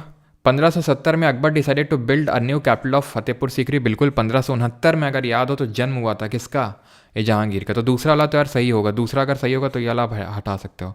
Akbar also commission a white marble tomb of Sheikh Salim Chishti, तो शेख सलीम चिश्ती की दरगाह भी बनाई थी, ठीक है। और ये अगर हम देखें बुलंद दरवाज़ा ही बनवाया था, है ना, जब गुजरात में उसको विक्ट्री मिल गई थी अकबर को 1575 में, वहीं पे रेड सैंडस्टोन से, है ना, जिसको कि लाल बलुआ पत्थर बोलते हैं हिंदी में। In 1585 Akbar decided to shift the capital back to Agra. 1585 में तो कैपिटल शिफ्ट हुई थी फतेहपुर सीकरी से लाहौर, लाहौर गया था ये। देन लाहौर से आगरा गया था 1598 1598। तो चौथा वाला गलत हो जाएगा, चौथा गलत, तो option number B 1 2 3। Which of the following painter is not associated with Humayun, Humayun के साथ कौन सा पेंटर एसोसिएटेड नहीं है? तो ये काफ़ी डिफिकल्ट क्वेश्चन ही है, ठीक है। इसमें बेहजाद नहीं होगा, ठीक है, बेहजाद इंडिया से नहीं था ये, ठीक है, ये सब थे। Fourth, Akbar issued a farman in 1598 permitting in the city of Khambat, तो 1598 में कैपिटल भी शिफ्ट हुई थी अगर आपको याद हो, आगरा, ठीक है। तो कंस्ट्रक्शन किसका कंस्ट्रक्शन के लिए इसने जो है परमिट किया था? तो चर्च के लिए। आप सरप्राइज हो जाएंगे, चर्च के लिए। अब एक्चुअल में जो ये आप हम लोगों ने अभी देखा था, यहाँ पर जो फतेहपुर इसने सीकरी नहीं बनवाई थी सिटी अकबर ने, यहाँ पे जो इसने बनवाया था फोर्ट, ये बुलंद दरवाज़ा बनवाया था, इसमें इस्लाम धर्म के बारे में नहीं लिखा है, हिंदू धर्म के बारे में नहीं लिखा है, इसमें जीसस क्राइस्ट के बारे में लिखा है। जी हाँ, जीसस क्राइस्ट के बारे में, क्रिश्चियन धर्म के बारे में लिखा है इसमें, अगर आप कोई गया हो और किसी ने देखा हो तो, ठीक है। अगेन मैं भी नहीं गया यहाँ पे ठीक है, तुम्हारी तरह मैं भी मायूस हूँ, लेकिन उम्मीद पर दुनिया कायम है। Which of the following terms were used in the Indo-Persian sources of the Mughal period to denote a peasant? तो peasant के लिए कौन से वर्ड का यूज़ किया था? रैयत, असामी, मुजारियन या फिर मजूर? तो मजूर नहीं होता था, मजूर होता था एक काइंड ऑफ जो इनइक्वालिटी होती थी उस समय, कास्ट सिस्टम की इनइक्वालिटी होती थी, उसको पर्शियन लैंग्वेज में मजूर बोलते थे। आंसर ऑप्शन नंबर सी होगा 1 2 3। Man Kautuhal work on music was prepared under the aegis of, तो संगीत पर अधिकृत मन कौतूहल जिसके संरक्षण में तैयार, किसके संरक्षण में तैयार की गई है इसको? मान सिंह ऑफ ग्वालियर, तानसेन, मीराबाई या फिर आमिर खुसरो? मीराबाई का भी जिक्र नहीं है, आमिर खुसरो अलाउद्दीन के टाइम पे था, अलाउद्दीन खिलजी के टाइम पे। राजा Man Singh of Gwalior, Raja Man Singh of Gwalior, जहाँ पे मियाँ तानसेन भी थे। तो मन कौतूहल, ठीक है। Which of the following was the homeland of Babur, Babur की होम लैंड क्या थी? फरगना थी, समरकंद थी, बुखारा थी या फिर आपकी सौगदियाना थी? तो ये था, फरगना के थ्रोन पे बैठा था 12 साल की उम्र में, है ना। The second last question is with reference to medieval India which of the following is the correct sequence? Sir आप आचार्य प्रशांत को सुने और अपने विलेज में अच्छा कर रहे हो, और मैं टेस्ट करा रहा हूँ दरभंगा में। किस चीज़ का टेस्ट करवा रहे हो कुमार लक्ष्य जी? और 100 रुपये भेजने के लिए धन्यवाद आपका। किस चीज़ का टेस्ट करवा रहे हैं आप?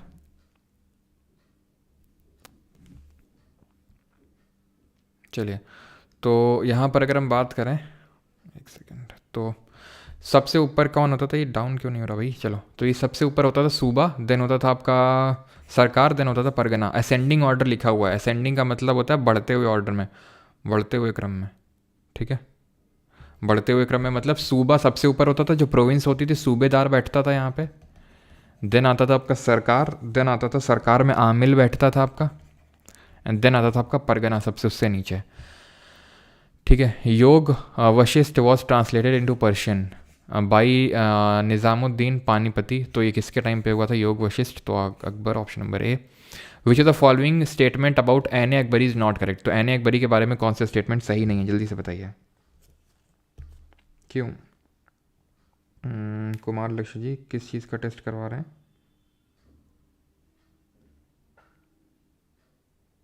पढ़ लिया है मैंने मैसेज। अरे ये सर, ये एसएससी के टेस्ट कर रहा है भाई बच्चों के लिए। अच्छा अच्छा अच्छा, एसएससी के बच्चों के लिए कर रहे हो क्या आप? अच्छा अच्छा, चलो बहुत अच्छी बात है। अगर कोई ज़रूरत पड़े कुछ मदद कर सकूँ तो ज़रूर बताना, है ना। तो it was written by Abul Fazl, yes, Ain i Akbari, ठीक है। हमें पता है कि अकबरनामा का ये तीसरा वॉल्यूम था। It was a part of larger work called Akbarnama का तीसरा वॉल्यूम था, ठीक है। अकबर के एडमिनिस्ट्रेशन के बारे में पता चलता है। It describes the Mughal empire as having a diverse population and a composite culture, yes. It was later revised by Sadullah Khan on the order of Shah Jahan, ऐसा कुछ नहीं हुआ था, ठीक है। यहाँ पर नॉट करेक्ट पूछा है तो ऑप्शन नंबर डी हो जाएगा। अब आखिरी क्वेश्चन कर लो और उसके बाद आ जाते हैं अभी। वल्ला हबीबी, मेरे साथ अन्याय हुआ है, आप मेरे लास्ट 4-5 सुपर चैट के रिप्लाई नहीं दिए, अभी दे दिए ना वल्ला हबीबी, ठीक है। चलो, तो all army troopers were allotted mansab, not all sir, सबको नहीं मिल रखा था, सबको थोड़ी ना मिल रखा है। तुम्हारे पास 5-6 हैं, ठीक है, आर्मी ट्रूपर्स, थोड़ी ना मनसब मिलेगी, कम से कम 10 वाली मनसब। और सबको समझो यार, जिसके पास 5-6 उसको नहीं मिल रहा है क्या मनसब कि भाई तुम ये सवार आवार लो, मतलब तुमको ऐसा कोई मनसब अलॉट नहीं होगा कि तुम्हें पार्ट ऑफ लैंड मिल गया, तो उसके लिए 10 होने ही पड़ेंगे। और अगर 10 हैं तो भी ऐसा नहीं तुमको जागीरदारी मिल जाएगी, यानी कि तुम्हें लैंड मिल जाएगा, हो सकता है तुमको कैश में दिया जाए, तुम्हें सैलरी दी जाए, है ना। तुमको अब मान लो तुम्हारे पास 10,000 घोड़े हैं तो उसके लिए तुमको लैंड थोड़ी ना दे दिया जाएगा, मन से इतना रेवेन्यू, मतलब समझ रहे हो। तो mansab were usually assigned on the basis of ancestry. Position and salary of mansabdars were indicated by numerical designation called zat, ठीक है। तो जो पोजीशन और सैलरी है वो जेट के बेसिस पे डिज़ाइन होती थी, जेट यानी रैंक आपकी, ठीक है, और एंसेस्ट्री के बेसिस पे नहीं मिलती थी।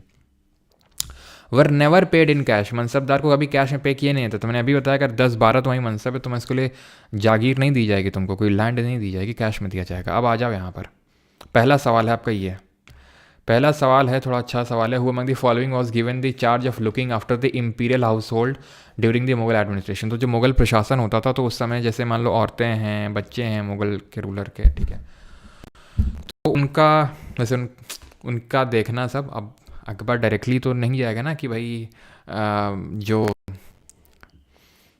हरका भाई हैं उनका साड़ी पहनने का मन कर रहा है, कुछ खाने का मन कर रहा है तो लेके आएंगे। तो उसके उन सारी चीज़ों को देखने के लिए मीर समन होता था, ठीक है, मीर समन होता था, ध्यान रखना। ये पूरा इंपीरियल हाउस होल्ड देखने के लिए कि भाई सब घर गृहस्थी का जो काम होता था वो ये देखता था, ठीक है, मीर समन। अगला सवाल देख लो, ये अभी करना नहीं यार, ठीक है, क्योंकि आंसर तो टैवर्नियर होगा इसका, लेकिन ये अभी क्योंकि वो जहांगीर के टाइम पे आता, शाहजहाँ के टाइम पे, तो इसलिए वो हम आगे पढ़ेंगे इसके बारे में। अब यहाँ से आ जाओ, हु बिल्ट दी पत्थर की मस्जिद इन पटना, पटना में पत्थर की मस्जिद किसने, अरे यार ये सब अभी पढ़े नहीं, रुको यहाँ से स्टार्ट करते हैं। The real name of Babur the founder of Mughal dynasty in India was, तो बाबर का रियल नेम क्या था, तो ज़हीरुद्दीन याद रखना है आपको, ज़हीरुद्दीन, ठीक है। The Mughal emperor Babur was a devotee of dash Sufi silsila, तो किस सूफी सिलसिला का डिवोटी था बाबर, कादरी, सोहरावादी, नक्शबंदी या फिर चिश्ती। तो ऑप्शन नंबर सी नक्शबंदी, ठीक है। Who among the following Mughal emperors had assume the title of पातशाह, तो पातशाह का टाइटल किसने अज्यूम किया था, हमने देखा था बाबर ने किया था पातशाह का title assume. The first battle of Panipat mark the beginning of, तो क्या किस चीज़ की शुरुआत हुई थी फर्स्ट बैटल आया था बाबर एंड, तो पहला जो पानीपत का युद्ध है वो किसके बीच में हुआ था, तो बाबर और ये हुआ था इब्राहिम लोदी के बीच में। मदनी राय के साथ 1528 में यहाँ पर बैटल ऑफ चंदेरी हुआ था, ठीक है। आगे बढ़ते हैं, राणा सांगा के साथ 1527 में बैटल ऑफ खानवा हुआ था। 1529 में अफगान जो खासकर हमारे ये लोधी वगैरह इनको हराया था उसने। After year of wandering Babur seized Kabul in, तो काबुल पर कब यहाँ पर आक्रमण कर दिया था बाबर ने, तो ये बात है किसकी, वॉइस ब्रेक हो रही है, क्या हो रहा है वॉइस को, एक सेकेंड रुको।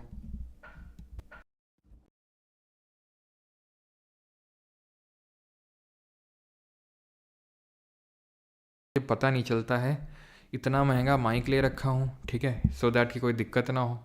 जब से लिया है तब से जो पुराना मेरा माइक था उससे ज़्यादा दिक्कत आ रही है इसमें। खैर, लैपटॉप भी चेंज किया इसीलिए कि कोई दिक्कत ना हो, लेकिन जब से लिया दिक्कत ही दिक्कत है। तो 1504 में, ठीक है, फरगना के थ्रोन पे 1494 में बैठा 12 साल की उम्र में। देन 1504 में काबुल में आया और काबुल के बाद 1526 में दिल्ली में आक्रमण किया। अभी ठीक है, अभी कुछ नहीं होगा। सर मैं कौन से स्टेट से बताऊँ, प्रसानत बोरा, तुम या तो हो वेस्ट बंगाल से या हो असम से। माइक की बैटरी नहीं ख़त्म हो गई भाई, लैपटॉप में कनेक्ट करना पड़ता है, लैपटॉप की बैटरी लेता है। वैसे तो following battles was fought between Babur and Rana Sanga, तो कौन सा हुआ था? Battle of Khanwa. Medini Rai of Chanderi, Hasan Khan of Mewat और महमूद लोदी राणा सांगा को ज्वाइन किए थे, ठीक है। और इनको किस बैटल में हराया था? ठीक है, बाबर ने हराया था इन सबको, है ना। मदनी राय को बैटल ऑफ चंदेरी में 1528, इनको 1529 में बैटल ऑफ खानवा में, सॉरी बैटल ऑफ घाघरा में, और 1527 में बैटल ऑफ खानवा में सांगा को।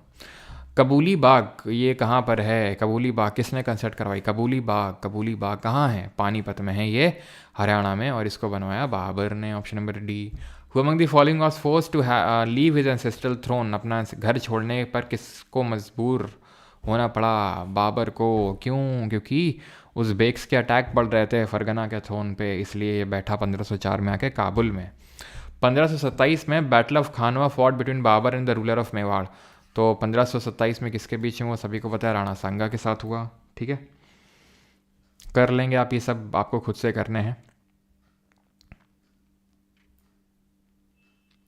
हु वॉज दी, ये जितने क्वेश्चन छुड़ा रहा हूँ खुद से करने, बेहद आसान सवाल है, ठीक है। इतना पढ़ाने के बाद आप आराम से कर सकते हो, इसी से मैं पूरा आज नहीं पढ़ाया हूँ, है ना। Was the eldest of 4 sons of Babur, तो सबसे बड़ा बेटा कौन था बाबर का? हुमायूं था। अस्कर, हिंडल, कामरान, ये सब लड़े थे हुमायूं से थ्रोन पे बैठने के लिए, ठीक है। Babar defeated Mahmood Lodi and sultan Nusrat Shah, ठीक है। तो कब हराया था महमूद लोदी को? 1529 में बैटल ऑफ चौसा। तो यार 15 जलेबी खाने का क्यों एकदम से मन हो रहा है यार मेरा? 1539 में, ठीक है, ये बैटल ऑफ चौसा खेला गया। देन बैटल ऑफ कन्नौज 1540, इसमें हुमायूं और शेर शाह सूरी के बीच में, और दोनों में जीत हुई किसकी? शेर शाह सूरी की।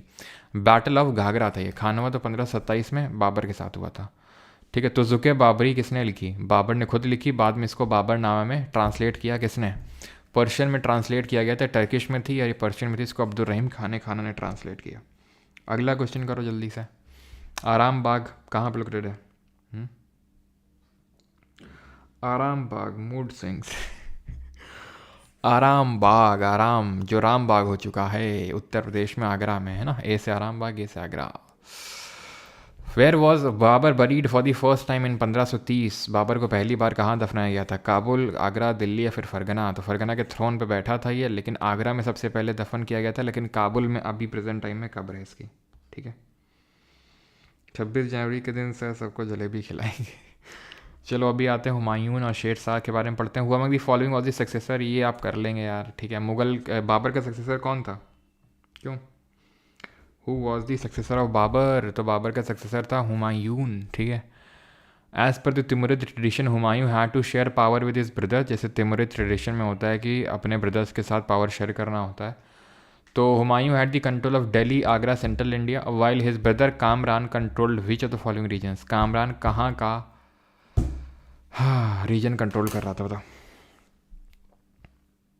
सर आप सबका जलेबी का मन करवाओगे यार, एकदम से पता नहीं हुआ, ऐसा लगा कि जलेबी यार मिल जाए। वैसे मैं जलेबी बहुत बहुत ज़्यादा अच्छी नहीं लगती हैं, लेकिन पता नहीं एकदम से मन हुआ।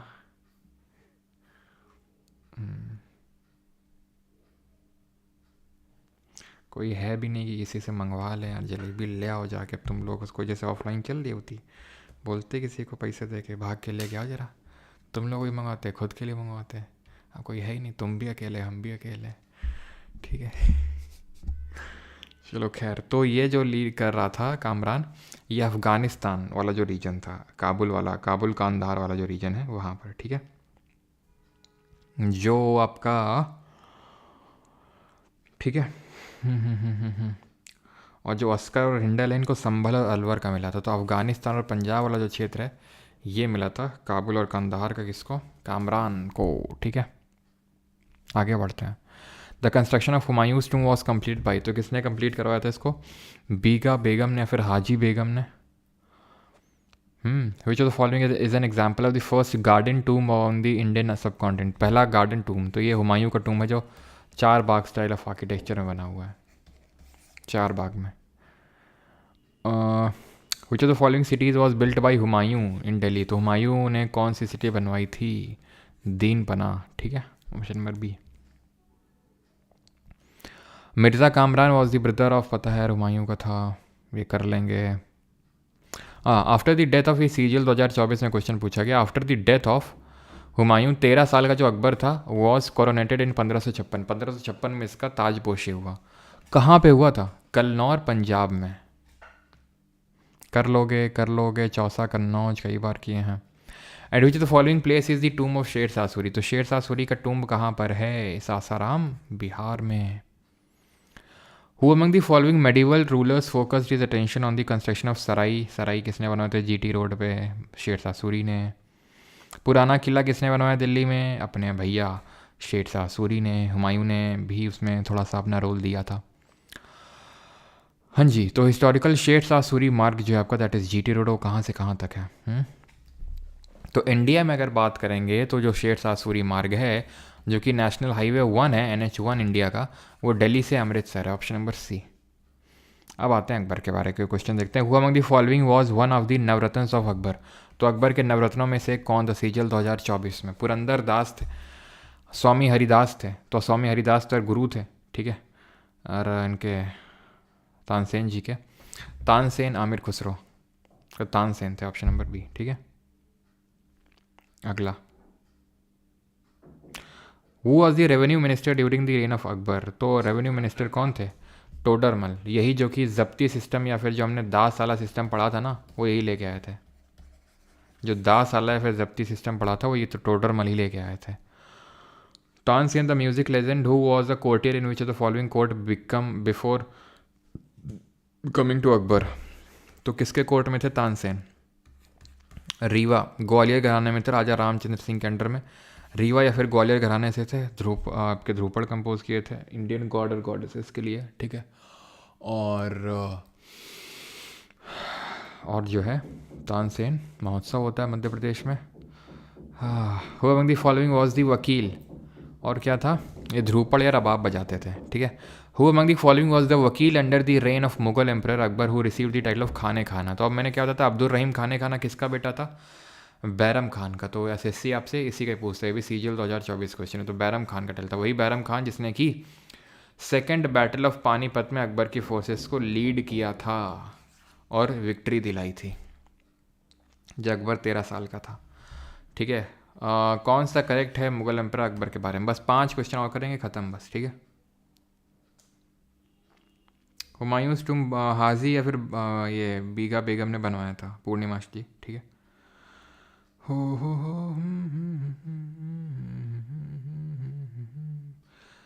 अरे यार जलेबी कौन लाएगा मेरे लिए अब? क्यों?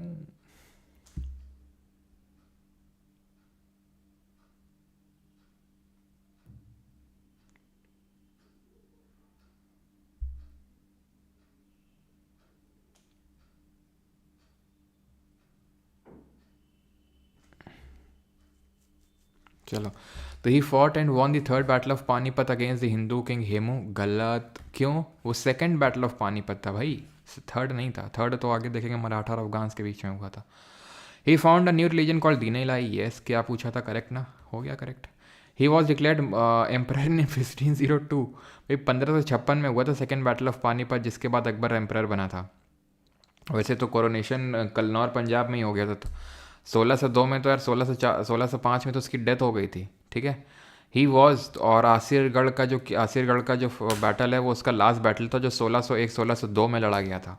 ही वॉज हाईली एजुकेटेड, नो, मैंने बताया था एकदम अनपढ़ था वो। Who amongst the following Mughal empress got classical Hindu mythological text Ramayana Mahabharata को किसने कन्वर्ट किया था?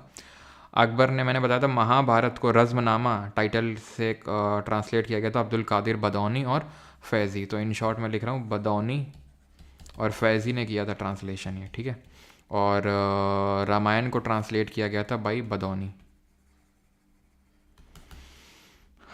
To which position in the Mughal administration under Akbar does Diwane Ala refer? दीवाने आला कौन होता था? आला रे आला, फाइनेंस आला, ठीक है। तो फाइनेंस मिनिस्टर थे दीवाने आला। ये मैं आपको समराइज़ करूँगा, जैसे मैंने दिल्ली सल्तनत में आखिरी में समराइज़ किया था वैसे ही। Akbar's first expedition towards Deccan was sent to Ahmednagar, ठीक है, याद करो, बेरार अहमदनगर, ठीक है। फर्स्ट एक्सपेडिशन टुवर्ड डेक्कन था और उसका लास्ट था, मतलब अकबर का लास्ट एक्सपेडिशन था और साउथ में पहला था, Ahmednagar, under the leadership of prince Murad और अधम खान मान सिंह, अब्दुल रहीम खाने खाना, फिर बीरबल। तो अब्दुल रहीम खाने खाना और यहाँ पर प्रिंस मुराद को भेजा गया था। और इसी अब्दुल रहीम खाने खाना को, सॉरी नहीं, इसको नहीं, अबुल फजल को, ये जो अबुल फजल जिसने अकबरनामा लिखी ना, और बीरबल को, इसके नशेड़ी बेटे यानी अकबर के नशेड़ी बेटे जहांगीर ने मार डाला था। अबुल फजल को और बीरबल को। बताते हैं तब अकबर उस रात 2 बजे तक रोया। ठीक है, बहुत रोया अकबर। ठीक है, और अकबर ने बोला कि अगर थ्रोन पे बैठना ही था तो मुझे मारता, उनको क्यों मारा। Amer fort was built with red sandstone. Amer का जो किला है वो रेड सैंडस्टोन से बना, नहीं जो गेरू क्या बोलते हैं उसको, बलुआ पत्थर, and white marble by which ruler in 16th century. तो उसको किसने बनाया था? ये राजा जयसिंह ने बनवाया था। Option number A answer, sorry, Raja Man Singh ने बनवाया था आमेर का किला। ठीक है, ऑप्शन नंबर बी आमेर, जो जयपुर, वही कछवा राजपूत रूलर, ठीक है, जिनसे शादी हुई थी अकबर की। Who among the following introduced jharokha darshan. Jharokha darshan क्या होता है भाई? जो रूलर है, जो किंग है, वो बाहर आएगा, मतलब बाहर इन दी सेंस वहाँ खिड़की से बाहर आएगा, लोगों से डायरेक्ट कम्युनिकेट करेगा, अपना दर्शन देगा, डायरेक्टली कम्युनिकेट करेगा। ठीक है, झरोखा दर्शन अकबर ने शुरू किया था। ठीक है, ऑप्शन नंबर डी, डेली होता था झरोखा दर्शन, डेली। अकबरनामा, ये अकबरनामा का ही कौन से वॉल्यूम का पार्ट है? एन अकबरी। अकबरनामा के कौन से वॉल्यूम का पार्ट है? एन अकबरी, जिसमें अकबर के एडमिनिस्ट्रेशन, प्रशासन के बारे में बताया गया। पहला बताता है पूर्वजों के बारे में, दूसरा अकबर के रेन के बारे में, और तीसरा अकबर के एडमिनिस्ट्रेशन के बारे में, जिसका नाम है एन अकबरी। अब यार आप क्वेश्चन खुद से करेंगे, ठीक है। Officer known as Diwan. Diwan कौन होता था? जुडिशियल ऑफिसर, फॉरेन अफेयर का, फाइनेंस का, मिलिट्री का। तो दीवान होता था finance minister, option number C. ठीक है, क्वेश्चन करेंगे, जो नहीं आएगा तो फिर बताएंगे। ठीक है, कल क्लास होगी ही, आप बता दीजिएगा, लेकिन क्वेश्चन खुद से अटैम्प्ट करेंगे। ठीक है, सारे क्वेश्चन आप कर ही लेंगे। बाकी कुछ हो इक्का दुक्का अगर ना भी हो पाए तो लोड मत लेना, क्योंकि कल पूरा हो जाएगा आपका मुगल वाला। ठीक है, हो सकता है इक्का दुक्का क्वेश्चन उसके बेसिस पे हो, करिएगा जितने हो जाएं, और फिर जब पढ़ लेंगे तो उसके बेसिस पे बताइएगा आप कि कौन नहीं बना आपसे। ये PDF आपको कहाँ मिल जाती है? Private Telegram group. Private Telegram group कहाँ है? बैच के अंदर आपको एक लिंक मिल जाता है प्राइवेट टेलीग्राम ग्रुप का, और बैच है आपका परमार अकेडमी एप्लीकेशन और वेबसाइट में। ऑलराइट, माँ कुम जा रहे हो आप? यार जा तो रहा हूँ, कुछ जाने का प्लान तो कल ही था मकर संक्रांति में, लेकिन सॉरी कल नहीं, आज था प्लान, आज दोपहर में निकलने का और कल डुबकी लगाने का, लेकिन हो नहीं पाया वो सक्सेसफुल, क्योंकि एक्चुअल में आज तारीख लगी है कोर्ट केस, जो तुम्हें बताया था पहले, हो सकता है पता हो, तो उसमें ठीक है, उसकी वजह से आज नहीं हो पाया वो। ठीक है, क्योंकि तारीख में जाना पड़ता है कचहरी, तो इस वजह से अगला वाला जो संडे होगा, सो दैट आपकी क्लास भी मिस ना हो, उस हिसाब से जाऊंगा मैं। सैटरडे को जाऊंगा, संडे को ही लौट आऊँगा, सो दैट आपकी क्लास भी मिस ना हो, है ना। चलो, जोमेटो कर लो। जोमेटो यार कब तक करेंगे ना, तब तक मूड कहीं और स्विंग हो चुका होगा। ठीक है, इस बैच के अंदर आपको इंग्लिश की क्लास, कंप्यूटर, सब कुछ मिल जाएगा। थैंक यू, धन्यवाद, गुड बाय, टाटा, ख़त्म, गया। चलो,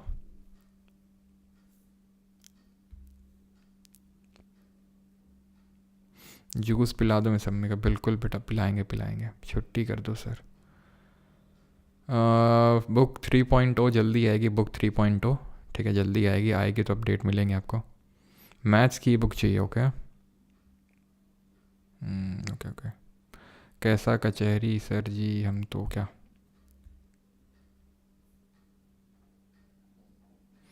आपके विलेज में जोमेटो चलता है? जोमेटो विलेज में नहीं चलता यार हमारे। ठीक है,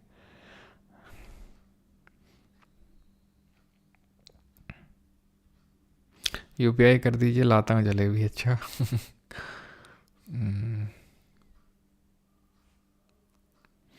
चिरकुट बोल रहे हैं, एड्रेस बताओ, अभी लेकर आ रहे हैं जलेबी। ऐसी जलेबी नहीं खानी भाई हमें। परमार नेशनल गेम्स कब से स्टार्ट होंगे? आनंद चौहान, परमार नेशनल गेम्स भी स्टार्ट होंगे। और उसमें आनंद को चीफ गेस्ट बनाया जाएगा, है ना। एड्स क्यों नहीं आते आपके चैनल पे? क्योंकि मोनेटाइजेशन ऑफ है ज़्यादातर वीडियोस में, एक टाइम के बाद ही कुछ वीडियोस में बस ऑन किया जाता है, और वो भी बीच में तो कभी नहीं। हैप्पी